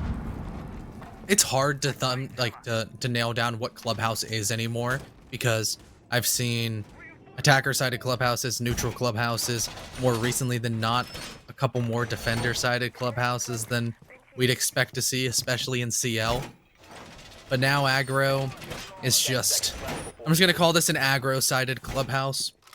They just look so good. They were able to claw back around that they have no business winning, getting to 2 strong post-plant positions, and just absolutely dominating so far in the first half of the first half. Well, this will be the test right here on whether or not Honor are going to be able to claw back at least one defensive round. Surf is alive, and 15 seconds have passed, so we're already doing better than their first attack of the basement. By about 20 seconds from now, Aggro would have been in the bomb site, so if we just keep pace with that, improvement is improvement, and I'll be happy with that at the very least. Asian will push in from a different side this go-around. He knows at the Vigil, instead of swinging out to spawn peak, he's taken his normal position inside a bar. I don't know if the hatch has been reinforced. I saw it for just a second, but I was not able to tell. It has been reinforced. So, again, for Surf, this is a bit of a difficult position. Not able to rotate back as effectively. And with how much Asian has been hitting his shots today, I would not want to be Surf taking this engagement, especially with Eddie on the buck, breathing down your neck inside of Lounge. But despite that, it's Wolfseas. He suffers the opening pick. He falls inside a CC. But thankfully, since Mute, or the Mute and the Mozzie, the roaming duo are playing in tandem, they get the first 2 kills in response for Honor, punishing Eddie and Silent for even entering the building. Yep, man advantage for the first time in favor of Honor. Looking quite good. So is the position of Surf, just chilling in kitchen. I'm sure that he will not be droned and might get a sneaky rat kill. And Eddie's going to complain about invisible barricades. And he's going to get no kills for that one. No clout at all. Asian actually does seem to have an idea that Surf has fallen back all the way inside a kitchen. Could be in Meat Locker, could be anywhere. But more likely than that, Asian should just shoot the Mozzie Pest that's blocking the droning and allow his teammates to actually gather accurate intel for him. But just like that, an impact nade comes out, an attempted swing as Arrow falls, kicks, and it's a crossfire that Arrow from the hatch is able to take out Asian. It's just, they're toying with their food. Surf swings out, takes out Oni, and Honor, better late than never, are able to take their first round on a clubhouse defense. And they can maybe pull this back to an even half. I think we can look on that first basement defense and say that many it was better. Yeah, that is true. We can't confidently say that it was, in fact, better than losing basically to a flawless round, save for you getting 1 kill in the final seconds. Not only was that better, that was better in virtually every single metric. Surf, by himself, went from single-handedly giving Aggro enough momentum and enough of a boost to transition them into a 40-second execute. He went from that to being one of the main reasons why Aggro ended up losing that round. Sure, he wasn't the flashiest player. He did get the final kill. But the main thing that happened there was, instead of rotating back, he decided to play inside a kitchen. Is that a risky play? Absolutely. You literally cannot rotate out of there unless somehow, like, dirt wall is open, or you could try and run down main if nobody's looking, but in that situation, you know somebody's looking. It was a gamble. He had one option. Could have jumped out kitchen window and gone into stock. That is true. He could have. But he also would have had to been detected crossing that door and probably would have gotten wall banged. That is the thing. What the point being, any way he was rotating out of there, probably would have died. So he felt like, all right, you know what? I'll just sit in here. Asian was not confident in taking that fight. You could tell. He knew someone might be in there, but he did not want to take that fight. He was not confident that he would win that. As a result, all the Vigil had to do was sit there and wait and wait and wait. And the longer he waited, the better positioning and rotates Oreo and Arrow could get the Mozzie. Them by themselves set up crossfires that got 2 kills, and Arrow himself got 3. So the longer Surf waited, the more his team could play around each other, and as a result, Honor got their first round.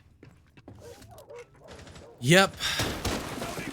Now we're going to go to the tertiary bomb site, the one that we haven't seen yet, being Jim.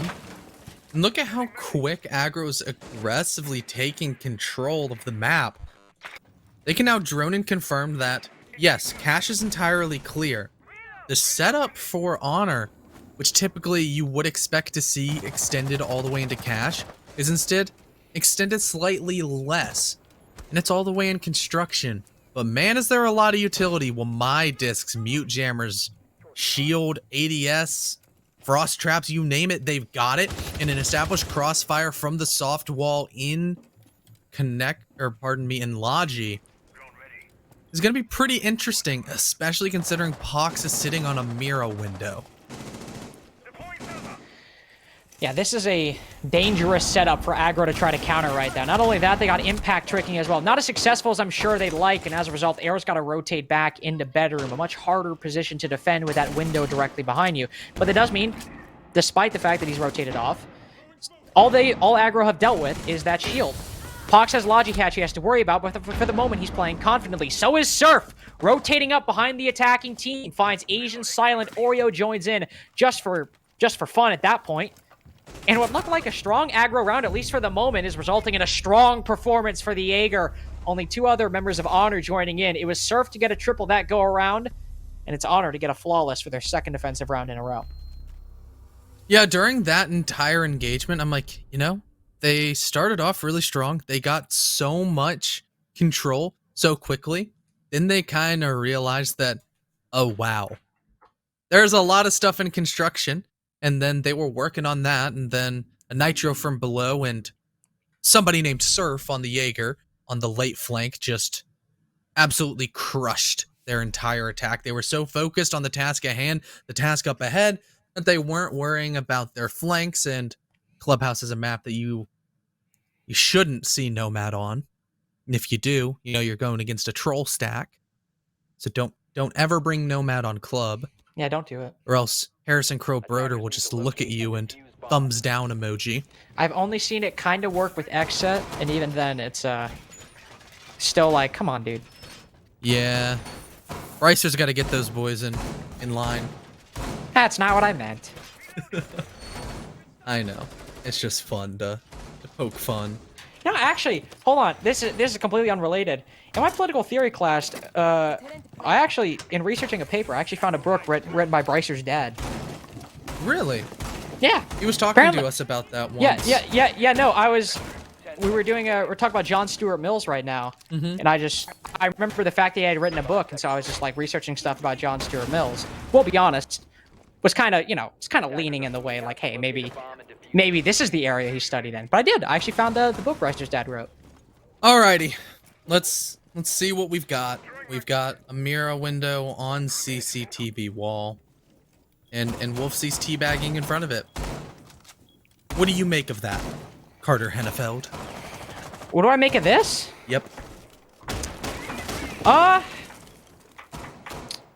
You know, I was trying to witty joke here, you know, maybe reference philosophy or political theory of some kind, but I just kind of annoyed.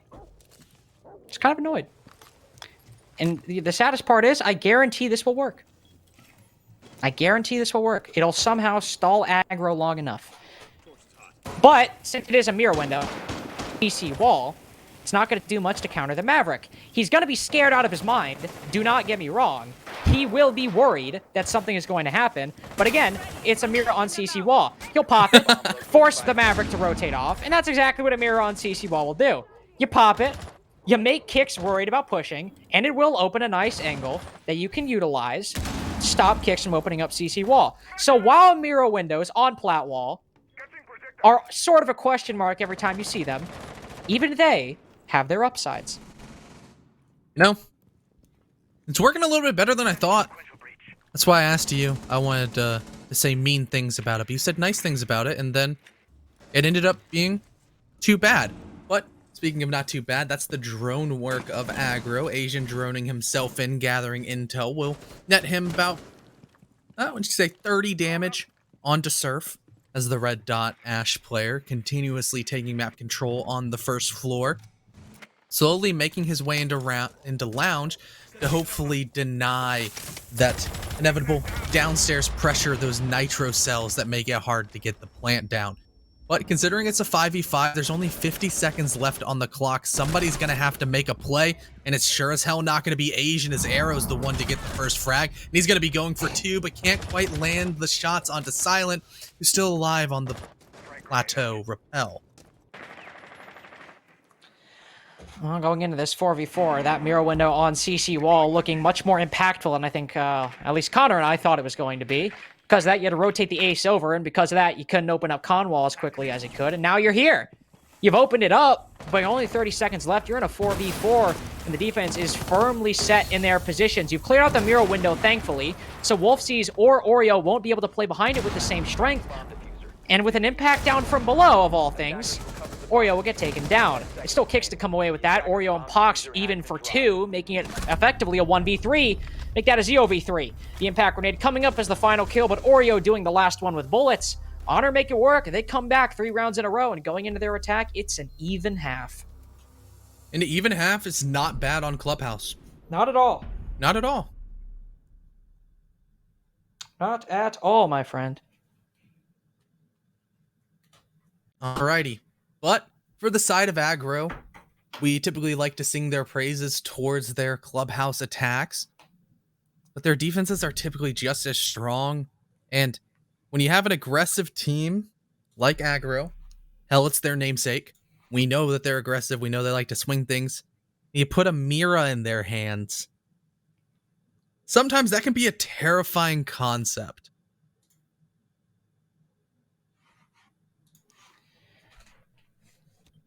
Dude, I don't know why.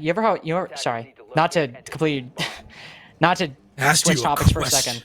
I know you asked me a question, but I didn't ask you a question. I just left it on a just, a statement. But yes, let's hear what you have to say. It was like a statement question. It was like a so, we in the business call that a toss. Yeah, yeah.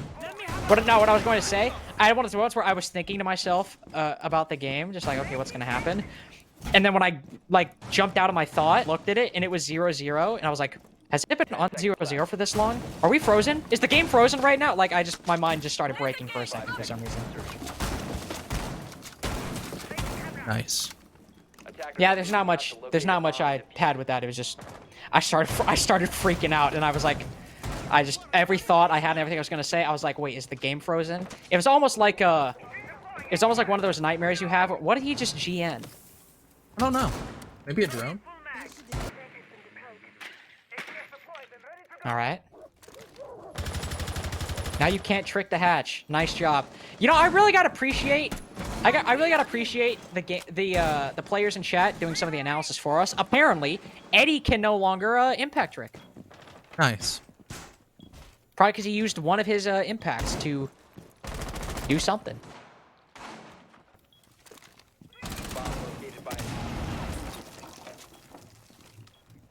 Can't really complain that much with the pacing of Honor.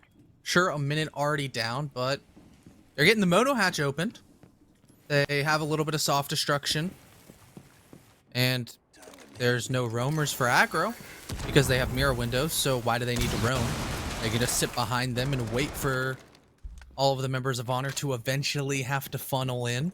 And then it's going to be chaos. It's going to be organized chaos, a semblance of beauty. As just one team will end up on top. That's typically how this game works out. That's probably what, you say, about 45 seconds away. And that's all things considered, if there's not a massive blunder by either of these teams. As now a Nitro Cell misses out. Yep, that was and we found the blunder. Is now, unfortunately for Mr. Oreo Meister, Selmas don't counter mirror windows yet. That's just going onto the test server, not the live build, but it still removes the playable position of sitting behind it safely, considering your entire body will be exposed, and nobody wants that. And now more droning is going to cause a lull in the action until inevitably the pot of this round boils over, with Pox getting the kill onto Eddie.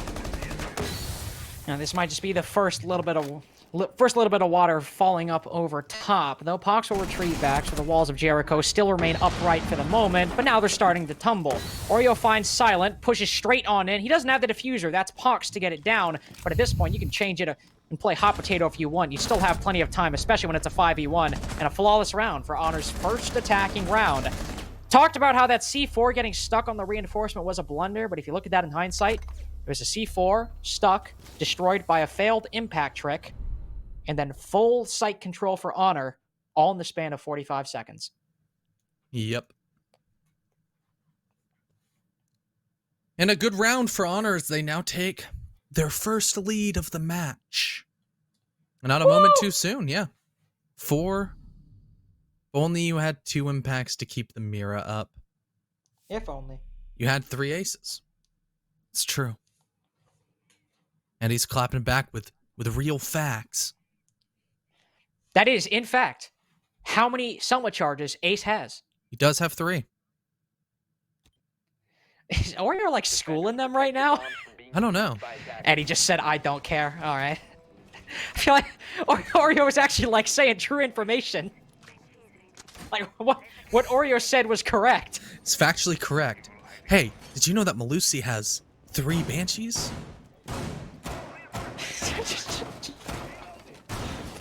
That got me. Like, that was so mean. Like, just all of a sudden we see Pox. Listen, I get... Just segment in Pox's stream. It's just like, the more you know. It's facts with Pox. Maestro has 2 Evil Eye cameras. Maestro has 2 Eva cams. Ace has 3 Selma charges. No, but seriously, like, I get in the heat of the moment, you know, you can be kind of... You might interpret that as BM, but again, what Oreo said was right. Yeah, it was. That's why he had to open up that section of the wall. Sure, he's got 3 Selma charges, but if he opened up any other part, Eddie'd be able to play behind it much more efficiently. Then Eddie's like, don't care, shut up, loser. Go away, sweaty. Like, all right, get a job. That's what, yeah, exactly, get a job. Alrighty, so downstairs, once again, completely different setup for Aggro. No Mira. This time we'll see an Aruni and a lot more stall-heavy meta. Toxic Babe canisters. No Nitro on Eddie. And look, he has 2 impacts, so he can impact trick. Already a step up from last round. Definitely doing better. Now he also doesn't have a Mira he has to protect with those impacts, so he can use them on the kitchen hatch. But on the downside, there's no C4. Yeah. Downside. Down bad. Downstairs. Yes. Aggro. Okay. Down in score. I was like, really? I was like, man, I'm trying to throw something here, and you just let it go. We're just gonna keep going. Aggro, down in score. Damn, now I'm the one that's stuck. Looking for more. Looks like you're the We science don't guy know now. what's in store for us this round. All we can do is fill in a bit of lore. Okay. And for the side of Aggro, did you actually their go back and entire watch 8 Mile? core is still left alive. A 5v5. I may be white, but I'm spitting. I'm not taking. Are you done? I'm not Yeah, I'm taking done, it. I'm Oh, this is done, too good. I'm done. All right, okay. I did not want to infringe upon the flow you were laying down on the cast. But you are correct. It is a 5v5. Not much is happening on the downstairs bomb site. All is quiet, save for a drone being thrown into a Rooney gate. Not much happening, save for the characteristic little sound of Z-pings. But of course, any 5v5 in low time favors the defense, despite Asian now being on reduced HP. Pox getting the opening kill in the smoke changed what I was about to say, but it's quickly evened out by Silent. They managed to open up Church Wall, but to a much lesser extent than they had previously. Silent's low HP, and you've lost the smoke, and now you've lost the Maestro as well. It's going back and forth. It's still pretty dead even. But the biggest player right now is Eddie. Standing on this bar, could rotate around, but the coverage too strong. Isn't able to stop the player. Wolfsees gets it down. Only will spot the head of the Zofia, but not land the requisite shots. And it's Asian, the star player on Aggro, to get the first kill, the second as well. But the second one requires much more HP for the first. Sees the second, not able to land the shots, but it's Wolfsees to finish him off. 2 rounds in a row for Honor on their attacking team. Asian started to make me believe for a second, but he was going to need much more than the luck of any deity to cut 1v4 clutch. Yep, I was definitely a believer, but then Wolfseas saw her face and then just absolutely obliterated the Aruni. And now Surf is gonna drop some shade towards Oni. Poor Oni. The man's Unlucky. subbing in. He's subbing in, just let him have this. Leave the man be. Leave Oni alone. Pox is on the glass. He's still got to read To Kill a Mockingbird tonight. Let him do his thing. He probably does. No, he's a freshman, I think, in high school. That's when I read To Kill a Mockingbird. I never actually had to read To Kill a Mockingbird. What? Yeah, I never had to read it. That's why I make the joke. I just assumed that's like required in every high school curriculum. Nope. Understandably, To Kill a Mockingbird is an outstanding book. I've always thought that I should probably read it. Heard great things. It's a good book. I like some classics every once in a while. I haven't read a book in so long. I like classics every once in a while. I have not read a book in so long. Back when I used to read, like in like high school and stuff. Like ever since I got to college, I just can't read for fun anymore because I do so much like textbook reading. It's like, okay, I see words, it makes my head hurt. You know? I can still read for fun. I just don't have the time. Yeah. Now I read gameplay for fun and become a wordsmith. Yeah, exactly. To I was people about in a Twitch chat. I was about to say, I love getting stomped by kids up past their bedtime and ranked so much I can't even read it anymore. Mm-hmm. Yeah. Anyway, I'm my convinced the lower your IQ, the higher your elo. potentially. I cannot confirm or deny that though. I know Harrison's pretty smart, and you know he's only he oscillates. Oh. He's So right now, Eddie is he's number simultaneously 2. plat 3. And Eddie silver right now is champ number 2. That is You true. I didn't know. saw that earlier. I was like, damn. Dude, he's grinding. He is I know grinding. that I know that Aggro has been like pretty much all of them have been queuing with the SSG stack, and that's kind of cool. Seen some go, on the Eddie. Asian is cracked stream. Let's go Asian. Yeah, right now they're losing to Honor. Honor looked a lot better in recent rounds. They started off down horrendous. Now it's been 5 in a row, and they're looking to make it 6 as the tertiary bomb sites next up. Sure, you got the mirror window. Sure, you got bathroom control, making sure jacuzzi wall can't be reached and just walked into. Sure, it gets breached, but you can't walk into it. And then you're gonna have to kind of get a coordinated pinch and start pushing areas such as the horizontal hold that's being, you know, set up mainly over towards construction and Logi, and Surf just walking around on the bar down below, playing some flank watch, cheeky angle to make sure that nobody can just walk up behind and kill all the teammates, which is Asian, as he's crouch walking in the basement.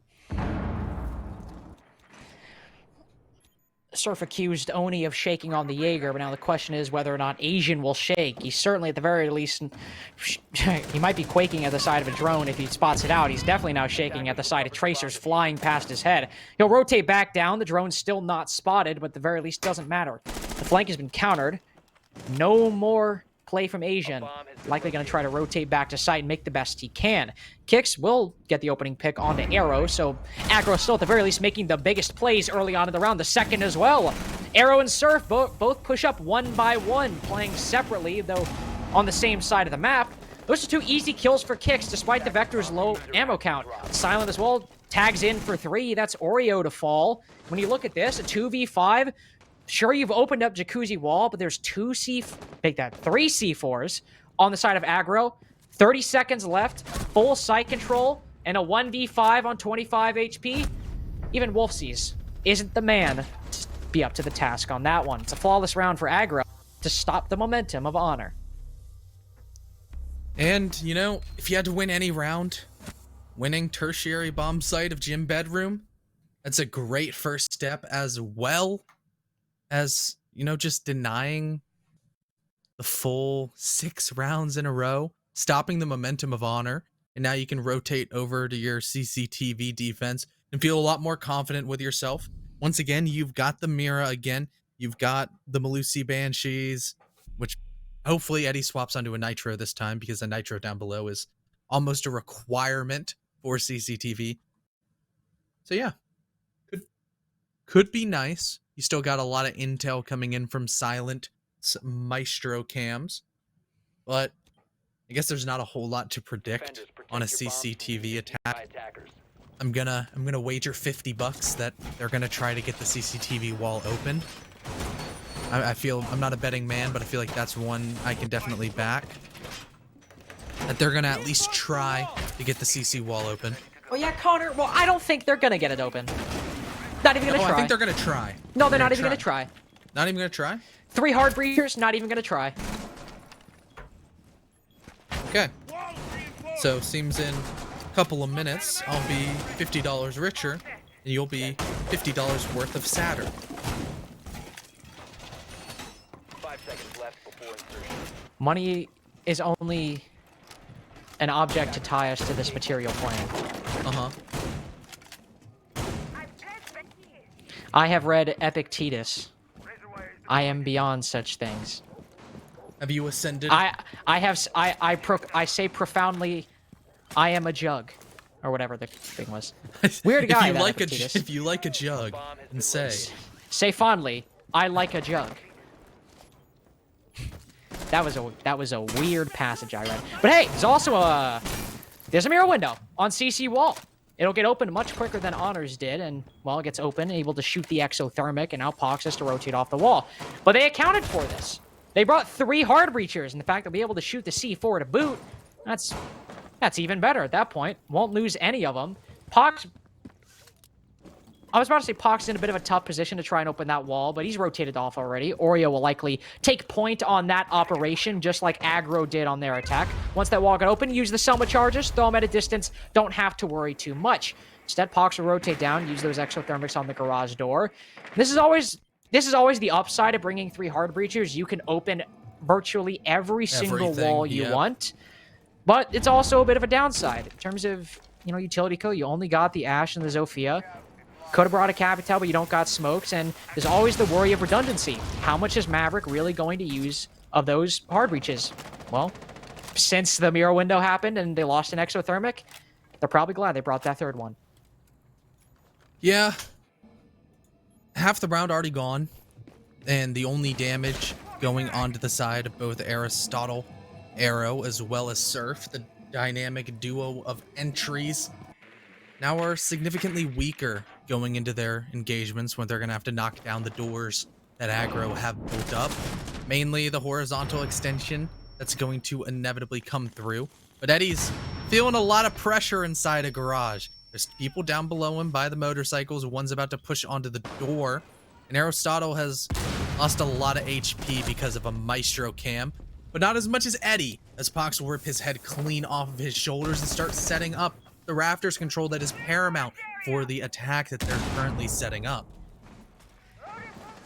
Came a bit late, but that opening pick is vital, especially for Eddie, who can pop off at any given moment. The Maestro cams almost stealing the fate of Pox. Arrow early, one who suffered the most Evil Eye damage. In fact, down, not to the Evil Eye, but to its creator. Maestro with the Alda fells the Thermite, but Surf gets the refrag, and Well, at this point, the trades, no matter what, will go the way of Honor if they keep coming out based on how far ahead in man count they are. In HP count, they dwarf the side of Aggro as well. Silent on 1 HP. Kicks will try to even the odds while finding it onto Arrow. Right now, Wolfsy's getting the plant. He's losing a lot of HP because of those smoke canisters, and Kick still has one. If he lands it in the right spot, he could get it, but no! Silent still swings out. Oreo with the coverage gets the final 2, though. Mitigates any potential crucial round-winning damage the Maestro might have dealt, and moves Honor to match point as a result. Yep, round 11 in a map that we said that Aggro would beat Honor. It's now not looking too good for Aggro. They're in a dire situation, backs against the wall, a single round victory in the final couple of regulation rounds will send Honor onto a date with Mystic, and Aggro down to the losers bracket where they're going to have to fight for their lives with elimination looming above their heads. But they still have CCTV once again to go and fall back on. The early and mid round looked great for Aggro, but as soon as Eddie died on rafters, it was kind of a big ol' X right into the chest of the entire Aggro defense. They were all marked for death. Honor had every piece they needed. It was like assembling all 5 stones, or all 6 stones in the Infinity Gauntlet, and then Honor just snapped their fingers, all of them died, and they took the site with absolute authority. They certainly did, but hey, there were upsides on the side of Aggro. Aside from the Maestro's damn near buzzer beater of a kill onto the planter, Oreo really saving that round with the coverage. There were some good points with Aggro, mainly how long they were able to stall out the attacking side of Honor. They did snap their fingers, and they did decimate everyone in their path, but they did it with incredibly little time to spare. If even one of those gunfights doesn't go their way, we might be looking at a very different outcome. Eddie was likely a dead man the moment those 3 members stepped in the garage, so he's probably going to die. But this go around, he's also given the reins to Oni, and he switched to the Wamai, something that will likely aid in the amount of time Honor will need to dedicate to taking out that garage hold. But on the flip side, one of the key things that happened was that CC Walmira, destroying one of the exothermics, forced Honor to rotate over their ace and open the wall, wasting even more time. So you gain some time denial in a certain spot, you lose it in another. But at least here, with how Aggro played last time, I think it's still giving them the favor to force Honor into a very last-minute execute that already last go-around was as late as you could get. Yeah, it's... Now, the timetable has been moved up significantly for Honor. They got the wall opened with ease as Pox just placed that good old Texan dynamite onto the wall and made it go boom. Now they have even more utility the ace can open up. Probably construction if they want to apply even more pressure on a split take. But considering where pretty much all of the Honor players are lined up and what we saw on display last time, it would be remiss of my analysis to say that they're probably not going to go for or they probably will be going for a garage split once again. And there's no nitro cells on the side of Aggro if they want to go for any sort of plant denial downstairs. But Asian just got droned out by Surf. Yellow ping's coming out right onto his feet inside of Swamp, and the flank potential is huge for Honor. More drones now. The sound finally telling Asian that they know where he is. He needs to get out of dodge, and that's going to make removing everybody from rafters, mainly Eddie, a lot easier as they can just shoot all of his magnets, burn, and probably try to drop a nade right beneath his feet. A nade will surely come out momentarily. The flash grenades going up, burning those ADSs and Wamai discs, and there you go. Follows soon after. Wolfsies gets the opening pick, even sends the body clattering to the floor below. Finds Asian down below as well. Don't know if that was a sound cue or a call out, but Asian is regretting even stepping to Wolfsies territory there. I was going to say this might be what I foretold coming to pass. Honor executing late in the round, and despite getting Raptors control, not making much momentum. Finding that kill onto Asian, who could have been an immense pain for Honor to deal with if he managed to make that oil pit flank work. No longer a factor. But on the other side, Kix has 3 toxic canisters, the first of which was sent out with 20 seconds left. Well, never mind. Honor found all 3 kills. Right as I tried to prove why Aggro had a chance, Honor snuffed out any potential flame of redemption in the final seconds. With 3 kills lighting up the scoreboard, they light up the chances as well. It's 2-0 for Honor. And as you said, they have a date with Mystic in the winners finals.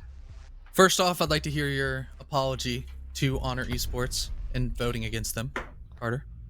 Pox, Wolfseas, Oreo, Arrow, Surf. I am so truly sorry that I predicted your team to lose to Aggro. I thought that the aggression coming out from Aggro on maps like Consulate, on Clubhouse, one of their better maps, and then on a map like Coastline if necessary, would take them over the top and give them the W. But alas, I underestimated the prowess that comes out of the Great White North. I underestimated your maple syrup and your hockey and how it fuels you and makes you thrive in the success and the pain. Good job on winning. I apologize. I think they'll enjoy that one, but I think they'll enjoy the overall win even more, as now they're in the upper bracket finals, just 2 series away from being the Season 5 champions. And I think this is an Honor squad that a lot of people started to count out, started to sleep on, especially once CL started. Everybody assumed that they were just kind of going to be going through the motions in a similar vein to what we saw PDHM go for. They just didn't try in a game, got beaten and forfeited, valuing the strats that they'd show versus the money that they could potentially win, where CL has a lot bigger of a paycheck. But Honor are here to play. They look damn impressive today, and I don't think that they're showing any signs of stopping anytime soon. And they certainly look good, and keeping up that quality of play and keeping up the momentum gained from today's victory is going to be necessary to take Mystic to task next time they play. Mystic are scary. Mystic are scary. Honor are a CL caliber team, but Mystic are scary in their own right. They're looking like one of, if not the best team in T3 right now, and certainly the best team inside of SCS. That much we can say without dispute. So whatever kind of momentum or skill you showed today or have built up over not just SCS playoffs, but in your time as a team as a whole, you're definitely going to need against Mystic, who, in all fairness, aren't looking the strongest after that near 2-1 loss to Biblioteca, which obviously managed to become a 2-1 win. So I'm excited to see that game, in all honesty. I think it should be a good one once we get there. Because Biblioteca actually kind of came out of nowhere, and they look good too. They and do. I've heard that all of them are going to be 18 for Stage 2 of CL, so we'll see them on a quals run. Orgs, if you're watching. La Biblioteca. Eyes emoji. Yo me gusta la biblioteca. You know, that was impressive. I honestly didn't expect a full Spanish sentence out of you, but you managed to make it work. Oh, it said I like to eat the library.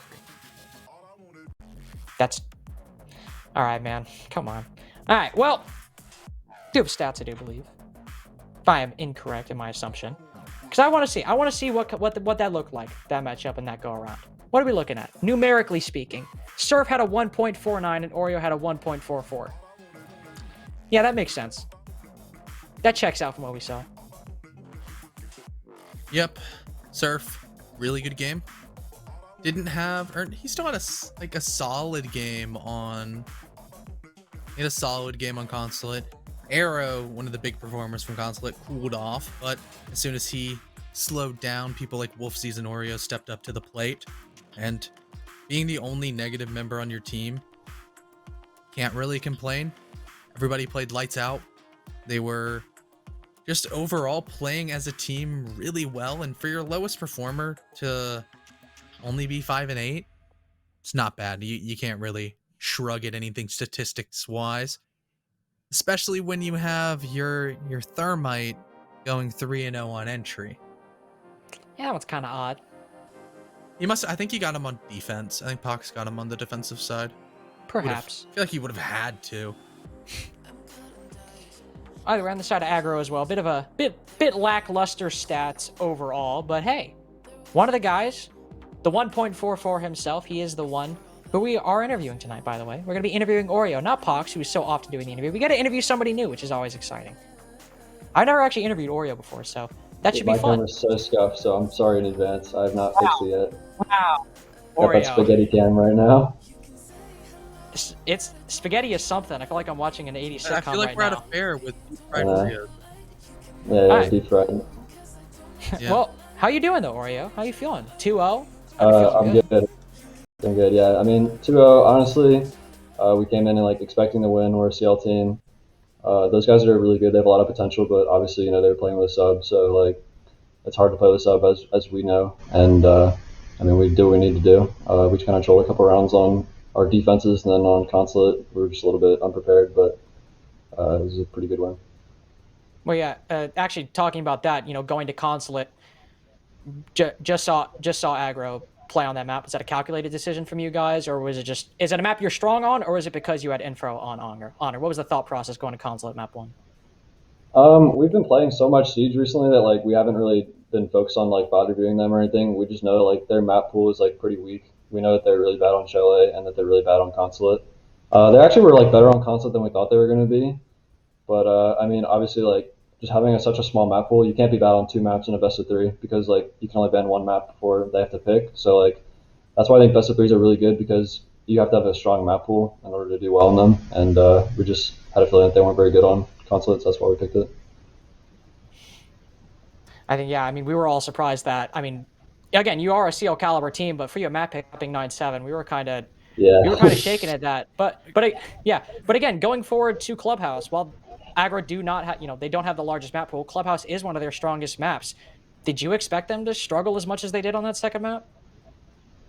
I mean, Clubhouse is pretty default. They just have really good aim, and they know how to like shoot people. And on Clubhouse, you can do that because it's like such an old map. You just pretty much open everything and then kill them.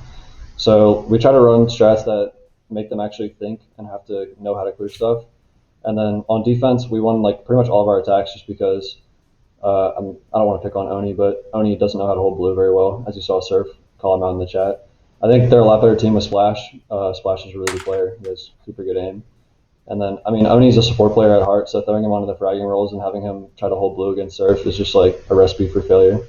And I don't know, our coordination has been looking really well on attacks. We've been focused on trying to improve our attacks a lot in our practice, and shout out to Rams. Our attacks have been looking a lot better, I think. So, yeah, I think their Clubhouse is good, but I don't think it's good because they're super coordinated. I think it's good because they all have crazy aim, and they know how to refrag and win gunfights.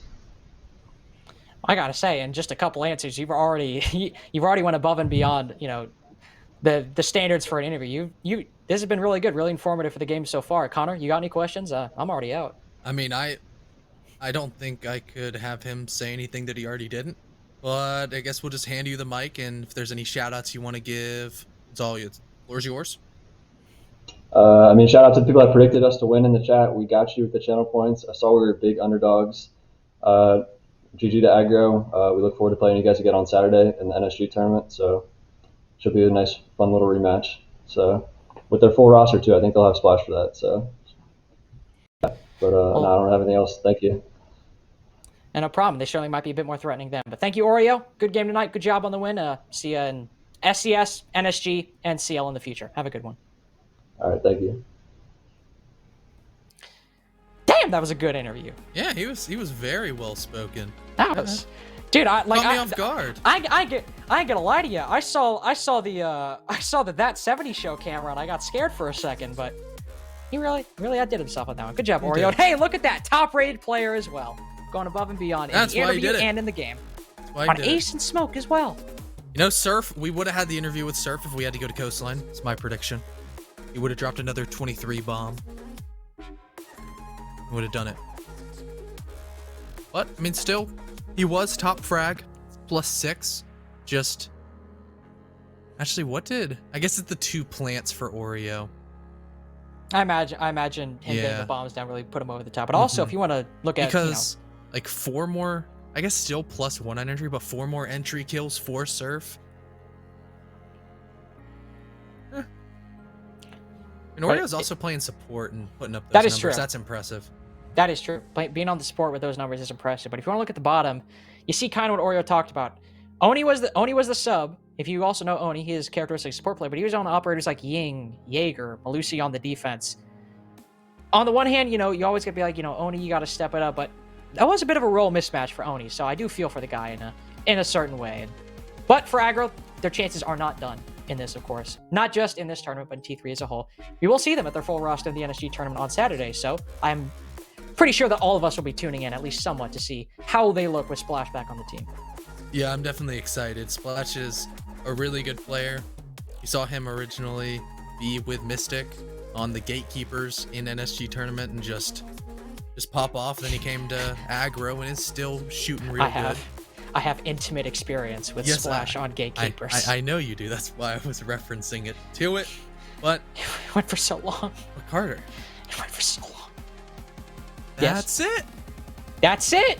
We're done. We're done. That's the only game for tonight. Only thing you're going to see from us and Connor. But of course, take a look at the brackets. See what we're going to see from here. Of course, we have that upper bracket finals. Team Mystic versus Honor. And now that Honor came away 2-0, Aggro have been slapped down to the lower bracket where I actually don't know who they will play. I believe I got it. Hold on. Is it Wichita? Or is it... No, Wichita lost. Oh, yeah. No, Wichita did lost. It's Bibliotech, isn't it?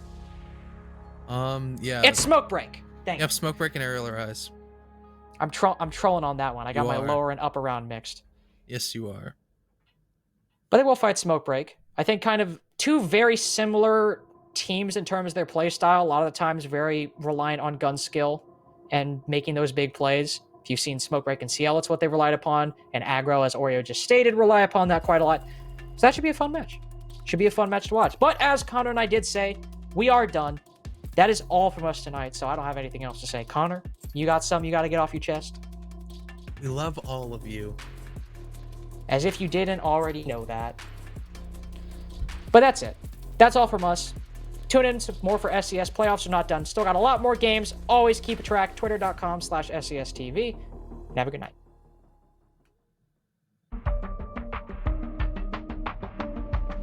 A triple kill, but Son of Finn, he'll deny the plant. Easy super kills. Oh my god! Son of Finn will find more! 7 seconds left. They gotta pick up the diffuser, but Tommy lines up both. Tommy with the 1v3. Device, mission shots. He's gonna have to go for the first. He pushes on through. Dylan is better. Round 2, and there's another as Tyrant is finished off, and they all line up